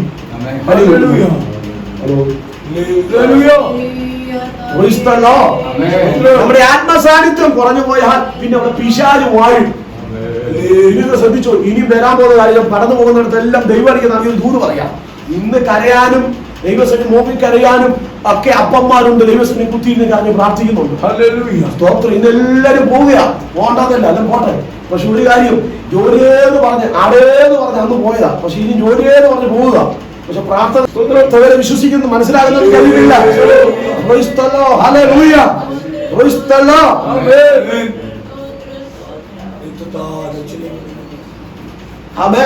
അന്ന് ഗദർദേശത്തിന്റെ അന്ന് ഗിലെയാദ് ദേശം എന്ന് പറഞ്ഞ ദേശത്ത് ആത്മസാന്നിധ്യമുള്ള പിതാക്കന്മാർ നഷ്ടപ്പെട്ടു കഴിഞ്ഞപ്പോൾ പിൽക്കാലത്ത് ദുരാത്മാവ് തടവറയാക്കി മാറ്റി.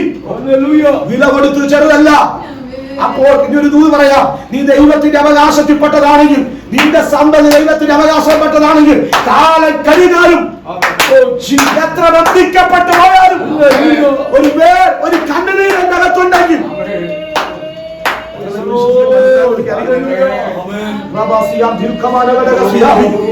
അന്ന് അപ്പന്മാർ ദൈവത്തെ സേവിച്ചുകൊണ്ട് നാളുകളിൽ ഗദർദേശത്ത് അമ്പലം കാലി ചവിട്ടി. പലരും ചോദിക്കുക, എന്നോട്ട് പോവുക, ഇത്ര തിരമാല ഇറക്കിക്കൊണ്ട് ഇത്ര കാറ്റിനെ ശാസിച്ചുകൊണ്ട് ഞങ്ങളെ എന്തിനാണ് നിർബന്ധിക്കുന്നത്? നീ അറിയണ്ട, ശിഷ്യന്മാരെ നിങ്ങൾ അറിയണ്ട. കായങ്ങൾക്ക് മറഞ്ഞു നിൽക്കുന്ന ഒരു വലിയ പദ്ധതി എനിക്ക് ഗദർദേശത്ത് വെളിപ്പെടുത്താറുണ്ട്. വർഷങ്ങൾക്ക് മുമ്പ്, നാളുകൾക്ക് മുമ്പ്, വർഷങ്ങൾക്ക് മുമ്പ് മറഞ്ഞു നിന്ന ചില ദൈവ പദ്ധതി പ്രാർത്ഥിക്കുന്ന ജനത്തിന് വേണ്ടി ദൈവം കാലം കഴിഞ്ഞാലും ദൈവം പ്രാർത്ഥിക്കാൻ കിട്ടുന്ന സമയമൊക്കെ പ്രാർത്ഥിച്ചോ, ഉപവസിക്കാൻ കിട്ടുന്ന സമയമൊക്കെ ഉപവസിച്ചോ, നിലവിളിക്കാൻ കഴിയുന്ന സമയമൊക്കെ നിലവിളിച്ചോ. ഇത് നിന്റെ കാലത്തല്ലെങ്കിലും നിന്റെ സന്തതിയുടെ കാലത്ത് ഒരു നീതിയായി വെളിപ്പെടുത്തും. നീ മൺമറഞ്ഞു പോയാലും മണ്ണ് നിന്നെ ഒതുക്കിയാലും ഈ കണ്ണുനീര് അറിയത്തില്ല. നിന്റെ സന്തതി എവിടെങ്കിലും ബന്ധിക്കപ്പെട്ടു പോയാലും അന്ന് നീ കളഞ്ഞ കണ്ണുനീര് അതിനൊരു കൊലക്കൂറായി മാറും.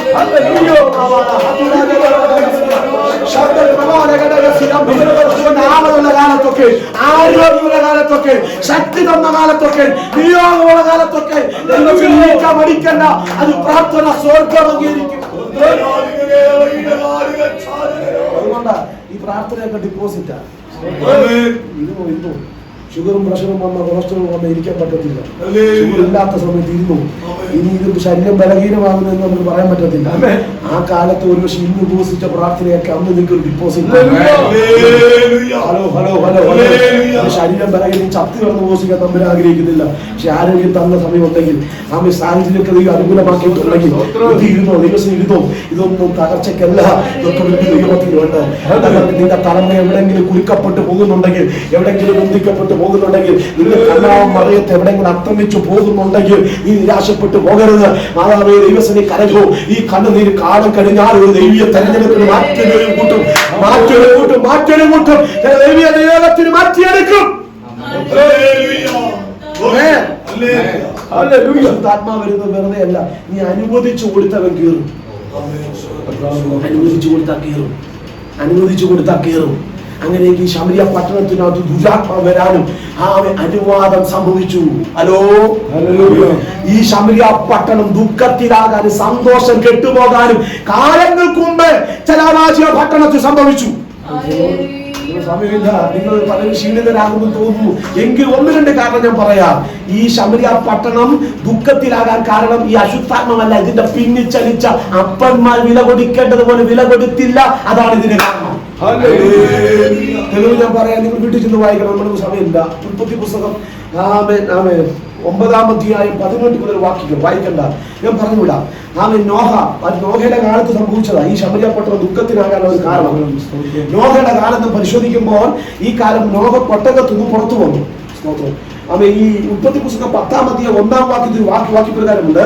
പെട്ടകത്തിൽ പുറപ്പെട്ട ശേഷം നോഹയ്ക്ക് കൊച്ചുമക്കളെ കൊടുത്തു. പെട്ടകത്തിൽ അതിന്റെ അർത്ഥം എന്ന് പറഞ്ഞാൽ ജലപ്രളയത്തിന് ശേഷമാണ് നോഹയ്ക്ക് കൊച്ചുമക്കളെ. ജലപ്രളയത്തിന് മുമ്പ് കൊടുത്തില്ല. ഞാൻ തമ്പുരാനോട് ചോദിച്ചു, തമ്പുരാനെ എന്താ ഈ പെട്ടകത്തിന് മുമ്പ് അല്ലെങ്കിൽ ജലപ്രളയത്തിൽ വലുതി വീഴുന്നതിന് മുമ്പ് കൊച്ചുമക്കളെ കൊടുക്കാൻ ചെയ്യുന്നു?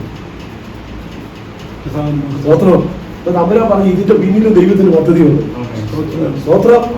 ഒറ്റ കാര്യമുള്ളൂ, ഈ അപ്പന്മാരുടെ വാക്ക് മക്കള് കേൾക്കും. അന്യമില്ലോ നിങ്ങൾ പറയണോ? അപ്പന്മാരുടെ വാക്ക് മക്കള്. ഈ വല്യപ്പച്ചന്റെ വാക്ക് കൊച്ചുമക്കൾ കേൾക്കുന്നത് തമാശയായിട്ടാണ്.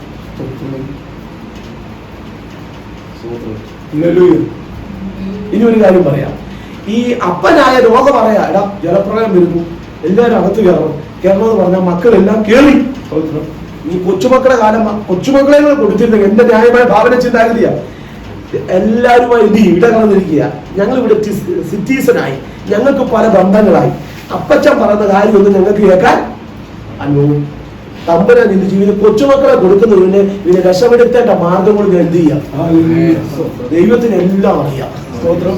ദൈവം ചിലത് അടയ്ക്കുന്നതിന്റെ പിന്നിലും ദൈവത്തിന് പദ്ധതിയോ.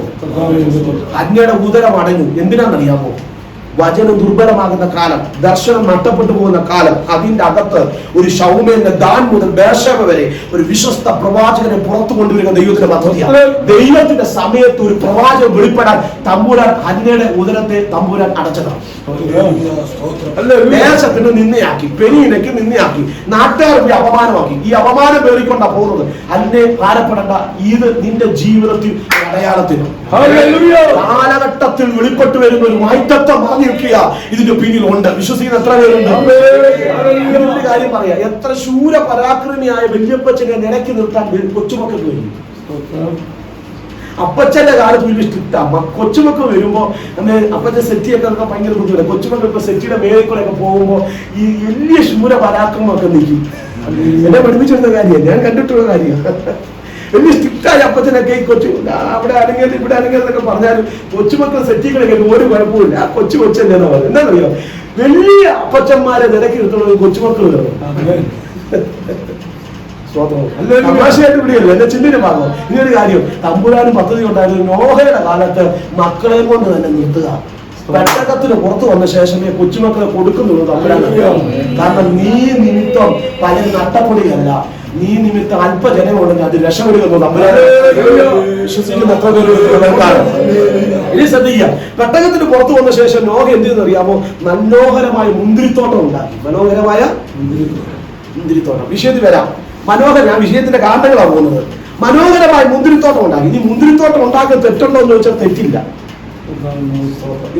പാവം എന്താന്ന് പറയാം. നിന്റെ ആത്മീയ നിലവാരത്തിൽ നിന്ന് നിന്നെ തകർക്കുന്ന എന്തും പാവം. നമ്മൾ പാപത്തിന് വലിയ ലിസ്റ്റ് ഇട്ടിട്ടുണ്ട്.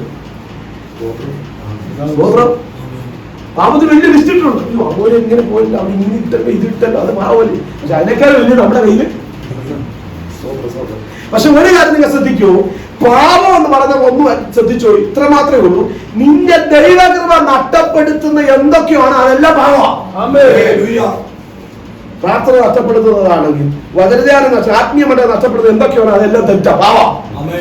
നോഹ മുന്തിരിത്തോട്ടം ഉണ്ടാക്കി തെറ്റൊന്നും ഇല്ല, പക്ഷെ അത് തെറ്റാ. എന്താണെന്നറിയാമോ? വീട് കുടിച്ച് മത്തരായി വസ്ത്രം മാറി കടന്നു. ഹലോ, ഇനിയൊരു ദൂത് പറയാം, അത് ശാപത്തിന് കാരണമായി. അതിനേക്കാൾ നല്ലത് ഈ മുന്തിരിത്തോട്ടം ഉണ്ടാക്കാതിരുന്നതല്ലേ നല്ലത്. ഹലോ, ഇനിയൊരു കാര്യം പറയാം. ചിലർ നിന്റെ ആത്മീയ നിലവാരത്തിന് കൊള്ളത്തില്ലെന്ന് ചിന്തിച്ചാൽ, ഇത് എനിക്ക് പറ്റിയ പണിയല്ലെന്ന് ചിന്തിച്ചാൽ അത് പോകാതിരിക്കുക നല്ലത്. അടുത്ത ജനറേഷനും അതാണ് നല്ലത്. ഹലോ, ഞാൻ തിരഞ്ഞെടുപ്പിന് വില കൊടുത്തേ പറ്റത്തുള്ളൂ. എല്ലാരും പോകുന്ന പോലെ ഞാൻ പോയ കാര്യം നടക്കത്തില്ല. പക്ഷെ എന്നെ വിളിച്ചൊരു വിളിയുണ്ട്. അതാണ് മോശ പറയുന്നത് ഇപ്രകാരമാണ്: പറവോന്റെ പുത്രിയുടെ മകൻ എന്ന് വിളിക്കപ്പെടാൻ വലിയ പ്രീഷ്യസായി മഹത്വപരമായ കാര്യമാണ്. പക്ഷെ ദൈവജനത്തോടൊപ്പം കട്ടം അനുഭവിക്കുന്ന കാര്യം അതുകൊണ്ട് നഷ്ടമില്ല, നേട്ടമേ ഉള്ളൂ എന്ന് ചോദിച്ചാൽ, പിൽക്കാലത്ത് ദൈവത്തിന്റെ പദ്ധതിക്കായി ഒരു നിയോഗം ദൈവം തന്റെ കരത്തിൽ തിരസ്കരിച്ചത്, ചില നന്മയായത് വ്യയം ചെയ്തത് തിരസ്കരിച്ചത് കോട്ടത്തിനല്ല, അത് നന്മയ്ക്കാണ്. വീട് പിടിച്ചു മത്തനായി തീർന്നു. എന്താ സംഭവിച്ചത്? ഇതിൽ ഹാം, നിങ്ങൾ ശ്രദ്ധിക്കൂ, ഹാം ചെന്ന് അപ്പന്റെ നഗ്നത ഷേവിനെയും യാഫേത്തിനും വിളിച്ചു കാട്ടി. പക്ഷെ ഷേവും യാഫേത്തിന്റെ പ്രത്യേകത പോരായ്മ കണ്ടിട്ട് വിളിച്ചു കാട്ടാതെ അതിനെ മറച്ചു. ആത്മസ്വഭാവമുള്ളവന്റെ പ്രത്യേകതയാണ്. ആത്മസ്വഭാവമുള്ളവന്റെ പ്രത്യേകത ചില ന്യൂനത കണ്ട മറയ്ക്കും. ദൈവത്തിന്റെ പദ്ധതിക്ക് വേണ്ടി, നീതിക്ക് വേണ്ടി സമയം വേർതിരിക്കും. മനസ്സിലാകാൻ എത്ര പേരുണ്ട്? മുഖം മറച്ചുപോയി, നഗ്നത മറച്ചു. ഹലോ, നോഹ സുബോധം വന്ന് എഴുന്നേറ്റു. അടുത്ത ഭാഗം നിങ്ങൾ ശ്രദ്ധിക്കുക. ആരായി തെറ്റ് ചെയ്തെന്ന് നോഹയ്ക്ക് മനസ്സിലായിട്ടുണ്ട്. നോഹ പറഞ്ഞ പ്രകാരമാണ്: ഹാമിന്റെ തലമുറയോ കനാൻ ശപിക്കപ്പെട്ടവൻ. തെറ്റ് ചെയ്തതാരാ? തെറ്റ് ചെയ്തതാരാ? ഹാമ. പക്ഷേ ശിക്ഷ കിട്ടിയ ആർക്കാ? എല്ലാരും ചിന്തിക്കും. ആർക്കാ ശിക്ഷ കിട്ടിയത്? കനാൻ തലമുറയ്ക്ക്. അപ്പൻ ചെയ്തതിന്റെ ശിക്ഷ ആർക്ക് കിട്ടി? അടി കൊടുക്കേണ്ടത് ആർക്കാ? അടി കിട്ടിയത് ഒരു ദൂരം നിങ്ങൾ പറയാം. ഈ ഹാമിനെ എന്താ അടിക്കാനത്? ഒറ്റ കാര്യമുള്ളൂ, ദൈവത്തിന്റെ കൃപയുടെ പെട്ടകത്തിനകത്ത് കയറി എന്നുള്ളതിന്റെ ഒറ്റ ദൈവീയ പദ്ധതിയാണ്. അടിക്കാനുള്ള വഴികളും ദൈവം ഒരുക്കി വെച്ചിട്ടുണ്ടായിരുന്നു. പക്ഷെ അടിക്കാതെ വിട്ടത് തമ്പുരാന്റെ കരുണയാണ്.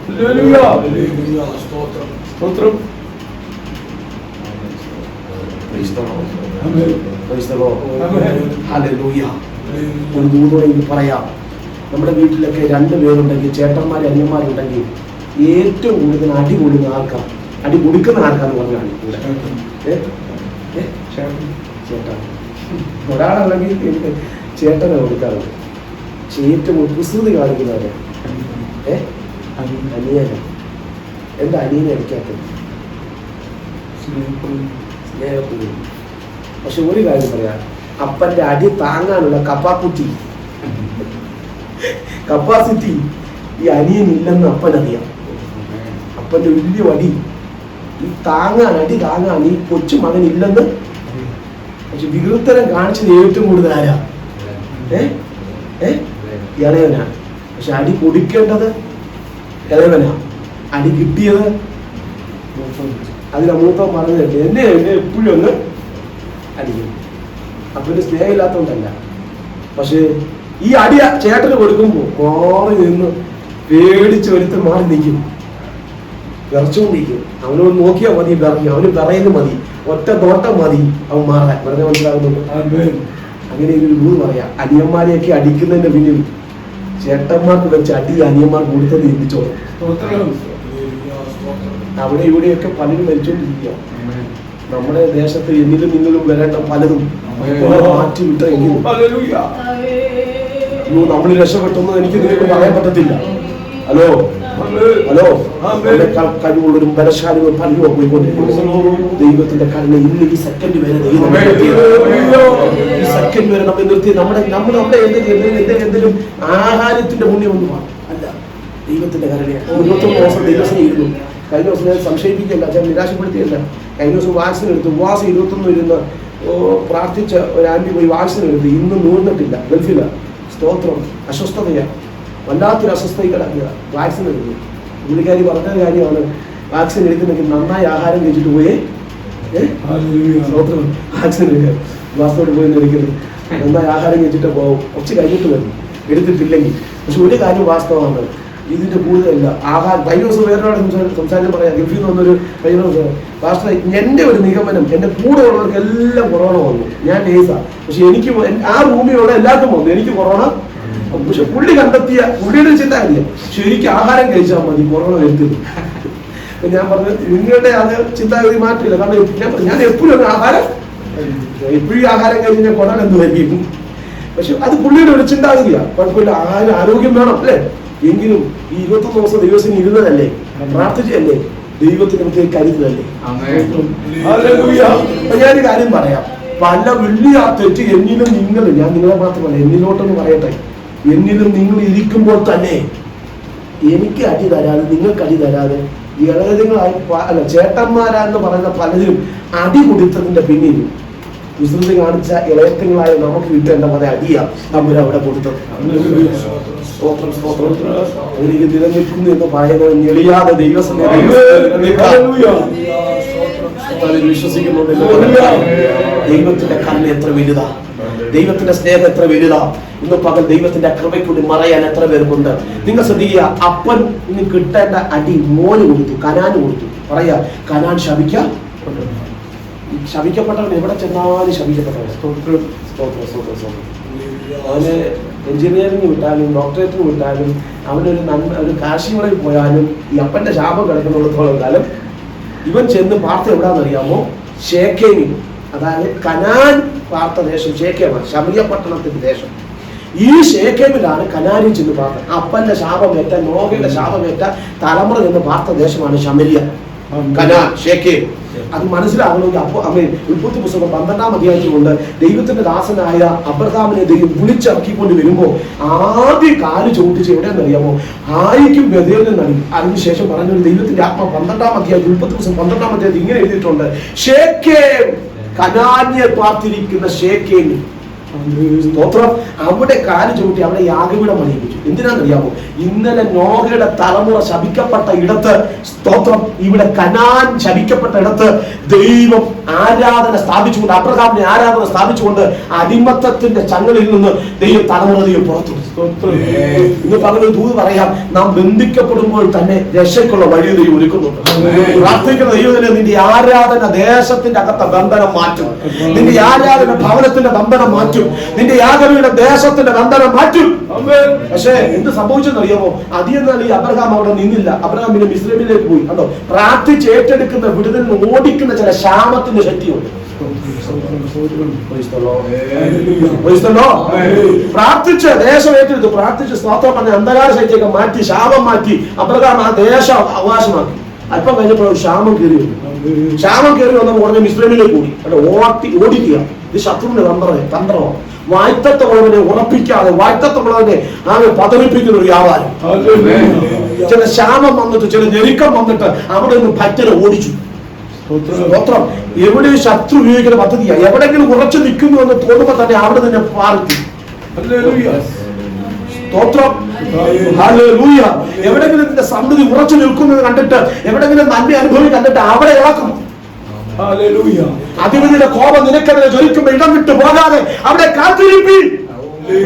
മനസ്സിലാകുന്ന എത്ര പേരുണ്ട്? സ്തോത്രം. ദേശത്തിന്റെ അധിപതിയുടെ ശക്തി നിനക്കെതിരെ ജ്വലിക്കുമ്പോ ഇടം വിട്ടു പോകരുത്. നമ്മൾ എന്ത് ചെയ്യാന്നറിയാമോ? ഓ, ഇവിടുത്തെ സ്തോത്രം മതി, ഇവിടുത്തെ പ്രാർത്ഥന മതി, ഇവിടുത്തെ ആരാധന മതി, അല്ലെങ്കിൽ ഇവിടുത്തെ നന്മ മതി, ഓടി. പക്ഷെ ദൈവത്തിന്റെ ആത്മ പറയാ ഇടം വിട്ടു പോകരുത്, അവിടെ കാത്തിരിപ്പീൻ. എന്താണെന്നറിയാമോ? ആ ദേശം നന്ദിയുണ്ട്, നിനക്ക് നന്മ ദൈവം തരും. മനസ്സിലാകുന്ന എത്ര പേരുണ്ട്? ചില ഓടിക്കുന്ന ശക്തികൾ, ചില വായ്ത്തത്വത്തിന്റെ മുനമ്പിൽ നിന്ന് ഓടിക്കുന്ന ചില ശക്തികൾ ഈ ആര്യാത്മനെ ദൈവാത്മ അടിച്ചു കളയുക. നിന്നെ കൊണ്ടെത്തിക്കാതെ അവിടെ തന്നെ നന്മ വെളിപ്പെടുമ്പോൾ തന്നെ അവിടെ നിന്റെ മനസ്സ് നിരാശപ്പെടുത്തി അവിടെ നിന്നെ പതറിപ്പിക്കുന്ന ആ വ്യാപാര ശക്തിയുടെ നടുവിൽ നീ തിരിച്ചറിയണം ചിലത്.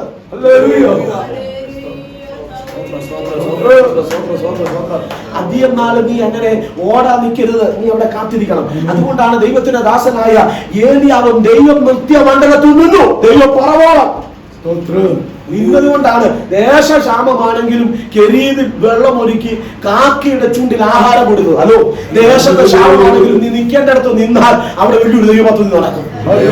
വിശ്വസിക്കുന്ന എത്ര പേരുണ്ടെന്ന് മകൾക്കാരും ഈ ദേശത്ത് നിന്ന് ഓടിച്ചു എങ്കിലും അവിടെ നിന്ന് ഓടിച്ചെങ്കിൽ അല്പകാലം കഴിഞ്ഞു, അല്പ നന്മയൊക്കെ ദൈവം കൊടുത്തു, ദേശത്ത് പുറപ്പെടുവിച്ചു. പിന്നെ വായ്ത്തത്തങ്ങളുടെ സന്തതി പോലും അങ്ങോട്ട് കയറി വന്നില്ല. അപ്പന്മാര് ദൈവസനെ പ്രാർത്ഥിച്ച് ഏറ്റെടുത്ത ചില ദേശങ്ങളുണ്ട്, ചില പ്രാർത്ഥിച്ച് ഏറ്റെടുത്ത വിടുതലുകളുണ്ട്. അവിടുന്ന് ഓടിക്കും ചില ശക്തികൾ എനിക്കും നിങ്ങൾക്കും എതിരെ ശത്രു ഉയർത്തിക്കൊണ്ടുവരും. മനസ്സിലാകുന്നുണ്ടോ? അബ്രഹാമിന്റെ തലമുറയായി ഇസഹാക്ക് ആ ദേശത്തിന് വന്നില്ല. ഇനി അടുത്തത് കാലം കഴിഞ്ഞപ്പോൾ, ഞാൻ അവസാനിപ്പിക്കാം. കാലം കഴിഞ്ഞപ്പോ യാക്കോബിനെ ദൈവം എഴുന്നേൽപ്പിച്ചു. അത് കൊണ്ടുവന്നത് വലിയ പ്രതിസന്ധിയിലൂടെയാണ്. ലാബാനെ ഇളക്കി വരയിൽ പുള്ളി വന്നത് യാക്കോബിനെ ദൈവം നൽകി. അപ്പനോട് ചുംബനം പോലും കൊടുക്കാതെ മക്കളെ പെൺമക്കളെ കൊണ്ട് യാക്കോബ് പൊരുക. 3 വർഷം വഴി ദൂരം ലാബാൻ യാക്കോബിനെ പിന്തുടർന്നു. ദൈവം പറഞ്ഞവരോട് ഗുണം ചെയ്യേണ്ട, ദോഷവും ചെയ്യും. പറയുന്നില്ല, തിരിച്ചു വരിക. യാബോക്കിന്റെ കടവിൽ സകലത്തെ അക്കരെ കടത്തി. ആരോ പ്രാർത്ഥിച്ചു അല്ലേ? അക്കരെ കടത്തി. ഒരു ദൈവത്തോട് മല്ലടിച്ചു, ദൂതനോട് മല്ലടിച്ചു, പ്രാർത്ഥിച്ചു. പ്രാർത്ഥന കഴിഞ്ഞ ഒരു തീരുമാനമൊക്കെ എടുത്തു. ആ തീരുമാനപ്രകാരം അങ്ങോട്ട് ഇങ്ങോട്ട് പോയപ്പോ ഏശാവ് വാളുമായിട്ട് ഏശാവിനെ ദൈവം എന്ത് ചെയ്തു? ചുംബന വിഷയമാക്കി.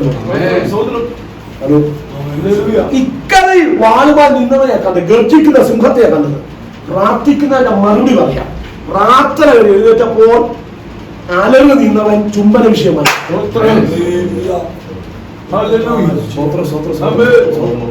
സ്തോത്രം, സ്തോത്രം. എത്ര പേര് വിശ്വസിക്കുന്നുണ്ടെന്ന് പകർക്കാനും നിനക്കത് അലർന്ന് നിന്ന ചില ശക്തിയുടെ നടുവിൽ ദൈവത്തിന് ചില പദ്ധതിയുണ്ട്. ഈ പ്രാർത്ഥന എഴുന്നേൽക്കുമ്പോ ദൈവത്തിന് ചില പദ്ധതി ചെയ്യാനുണ്ടെന്ന് വിശ്വസിക്കാൻ എത്ര പേരെന്ന് പറയുന്നുണ്ട്.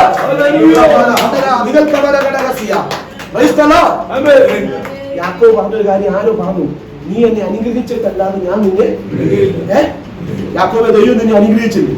അനുഗ്രഹിച്ചു. കന്നുകാലി തന്നില്ലേ? ആട് തന്നില്ലേ? 1 അല്ല 2 ഭാര്യമാര്, മക്കൾ ഒത്തിരി തന്നില്ലേ? ഇത് അനുഗ്രഹമല്ലേ? പിന്നെ എന്തിനാ നീ അനുഗ്രഹം പ്രാപിക്കുന്നത്? യാക്കോബ് പറയും, ഇതൊന്നും അനുഗ്രഹമല്ല, ഇതെല്ലാം നന്മയാണ്. ഇനി എന്താ അനുഗ്രഹം? ദാ കുറച്ച് കഴിയുമ്പോൾ അറിയാം. ഒന്നുമല്ല, വാളുമാൻ നിന്നവനെ ചുംബന വിഷയമാക്കി തീർത്തല്ലോ. ഈ ലോകത്തിന്റെ സെക്യൂരിറ്റിക്ക് നൽകാൻ കഴിയാത്ത ഒരു സുരക്ഷിതത്വം. ഹലോ, ഈ ലോകത്തിന്റെ നന്മ എത്ര അനുഭവിക്കുമ്പോൾ അതിന്റെ അകത്ത് ഞാൻ ആദ്യം പറഞ്ഞു മുള്ളുണ്ട്. ഇതിനെ കീഴടക്കുന്ന ഉയരത്തിന്റെ അനുഗ്രഹം ആവശ്യം, നന്ദി ആവശ്യം. ഹലോ, ഹലോ, കീഴടക്കി വന്നപ്പോ എന്ത് തീരുമാനം എടുത്ത് വന്നു? ചേട്ടായി പറഞ്ഞു, ഞാൻ നിന്നെ അപ്പന്റെ ഭവനത്തിലേക്ക് എന്ത് ചെയ്യാം? എടുത്തു, കൊണ്ടുപോകാം. അപ്പന്റെ ഭവനത്തിലേക്ക് കൊണ്ടുപോകാം.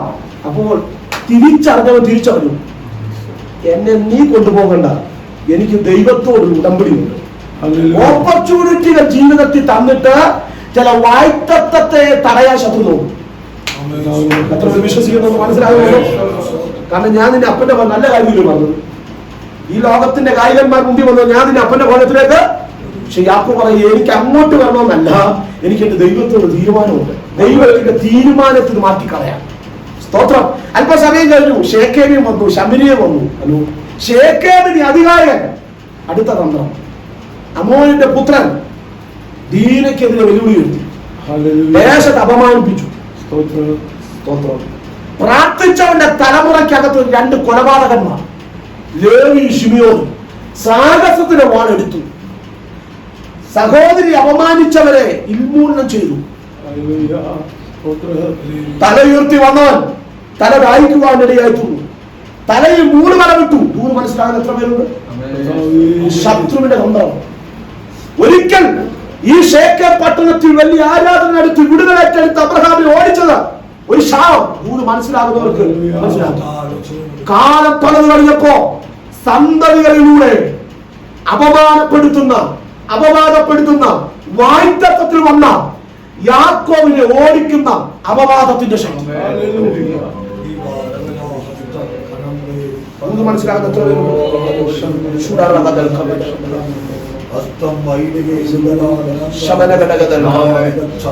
കാലം കഴിഞ്ഞില്ല. പിശാന്റെ അടുത്ത തന്ത്രം. നീ എവിടെ വായ്ത്തത്വം അനുഭവിക്കുന്നു, ഏത് ദേശത്ത് വായ്ത്തത്വം അനുഭവിക്കുന്നുവോ അവിടെ നിന്ന് ബഹുവിധ മുഖത്തിലൂടെ ശത്രു അടുത്തു വരാൻ ചില തന്ത്രം എറിയുന്നുണ്ട്. ആത്മവരമുള്ളവർ തിരിച്ചറിയാം, പ്രാർത്ഥിക്കുന്നവർ തിരിച്ചറിയാം. അതാ ഞാൻ ആദ്യം പറഞ്ഞത്, അധികരുടെ കോപം നിനക്കെതിരെ ജ്വലിക്കുമ്പോ ഇടം വിട്ടുപോകാതെ ദൈവസനെ കാത്തിരിക്കണം. അവിടുന്ന് ഓടി. ആ ദേശത്തിനകത്ത് ഒരു വിടുതൽ നടക്കാൻ കഴിയില്ല. അങ്ങനെ ഈ ദേശം ശപിക്കപ്പെട്ടു ആത്മീയ നിമിത്തം.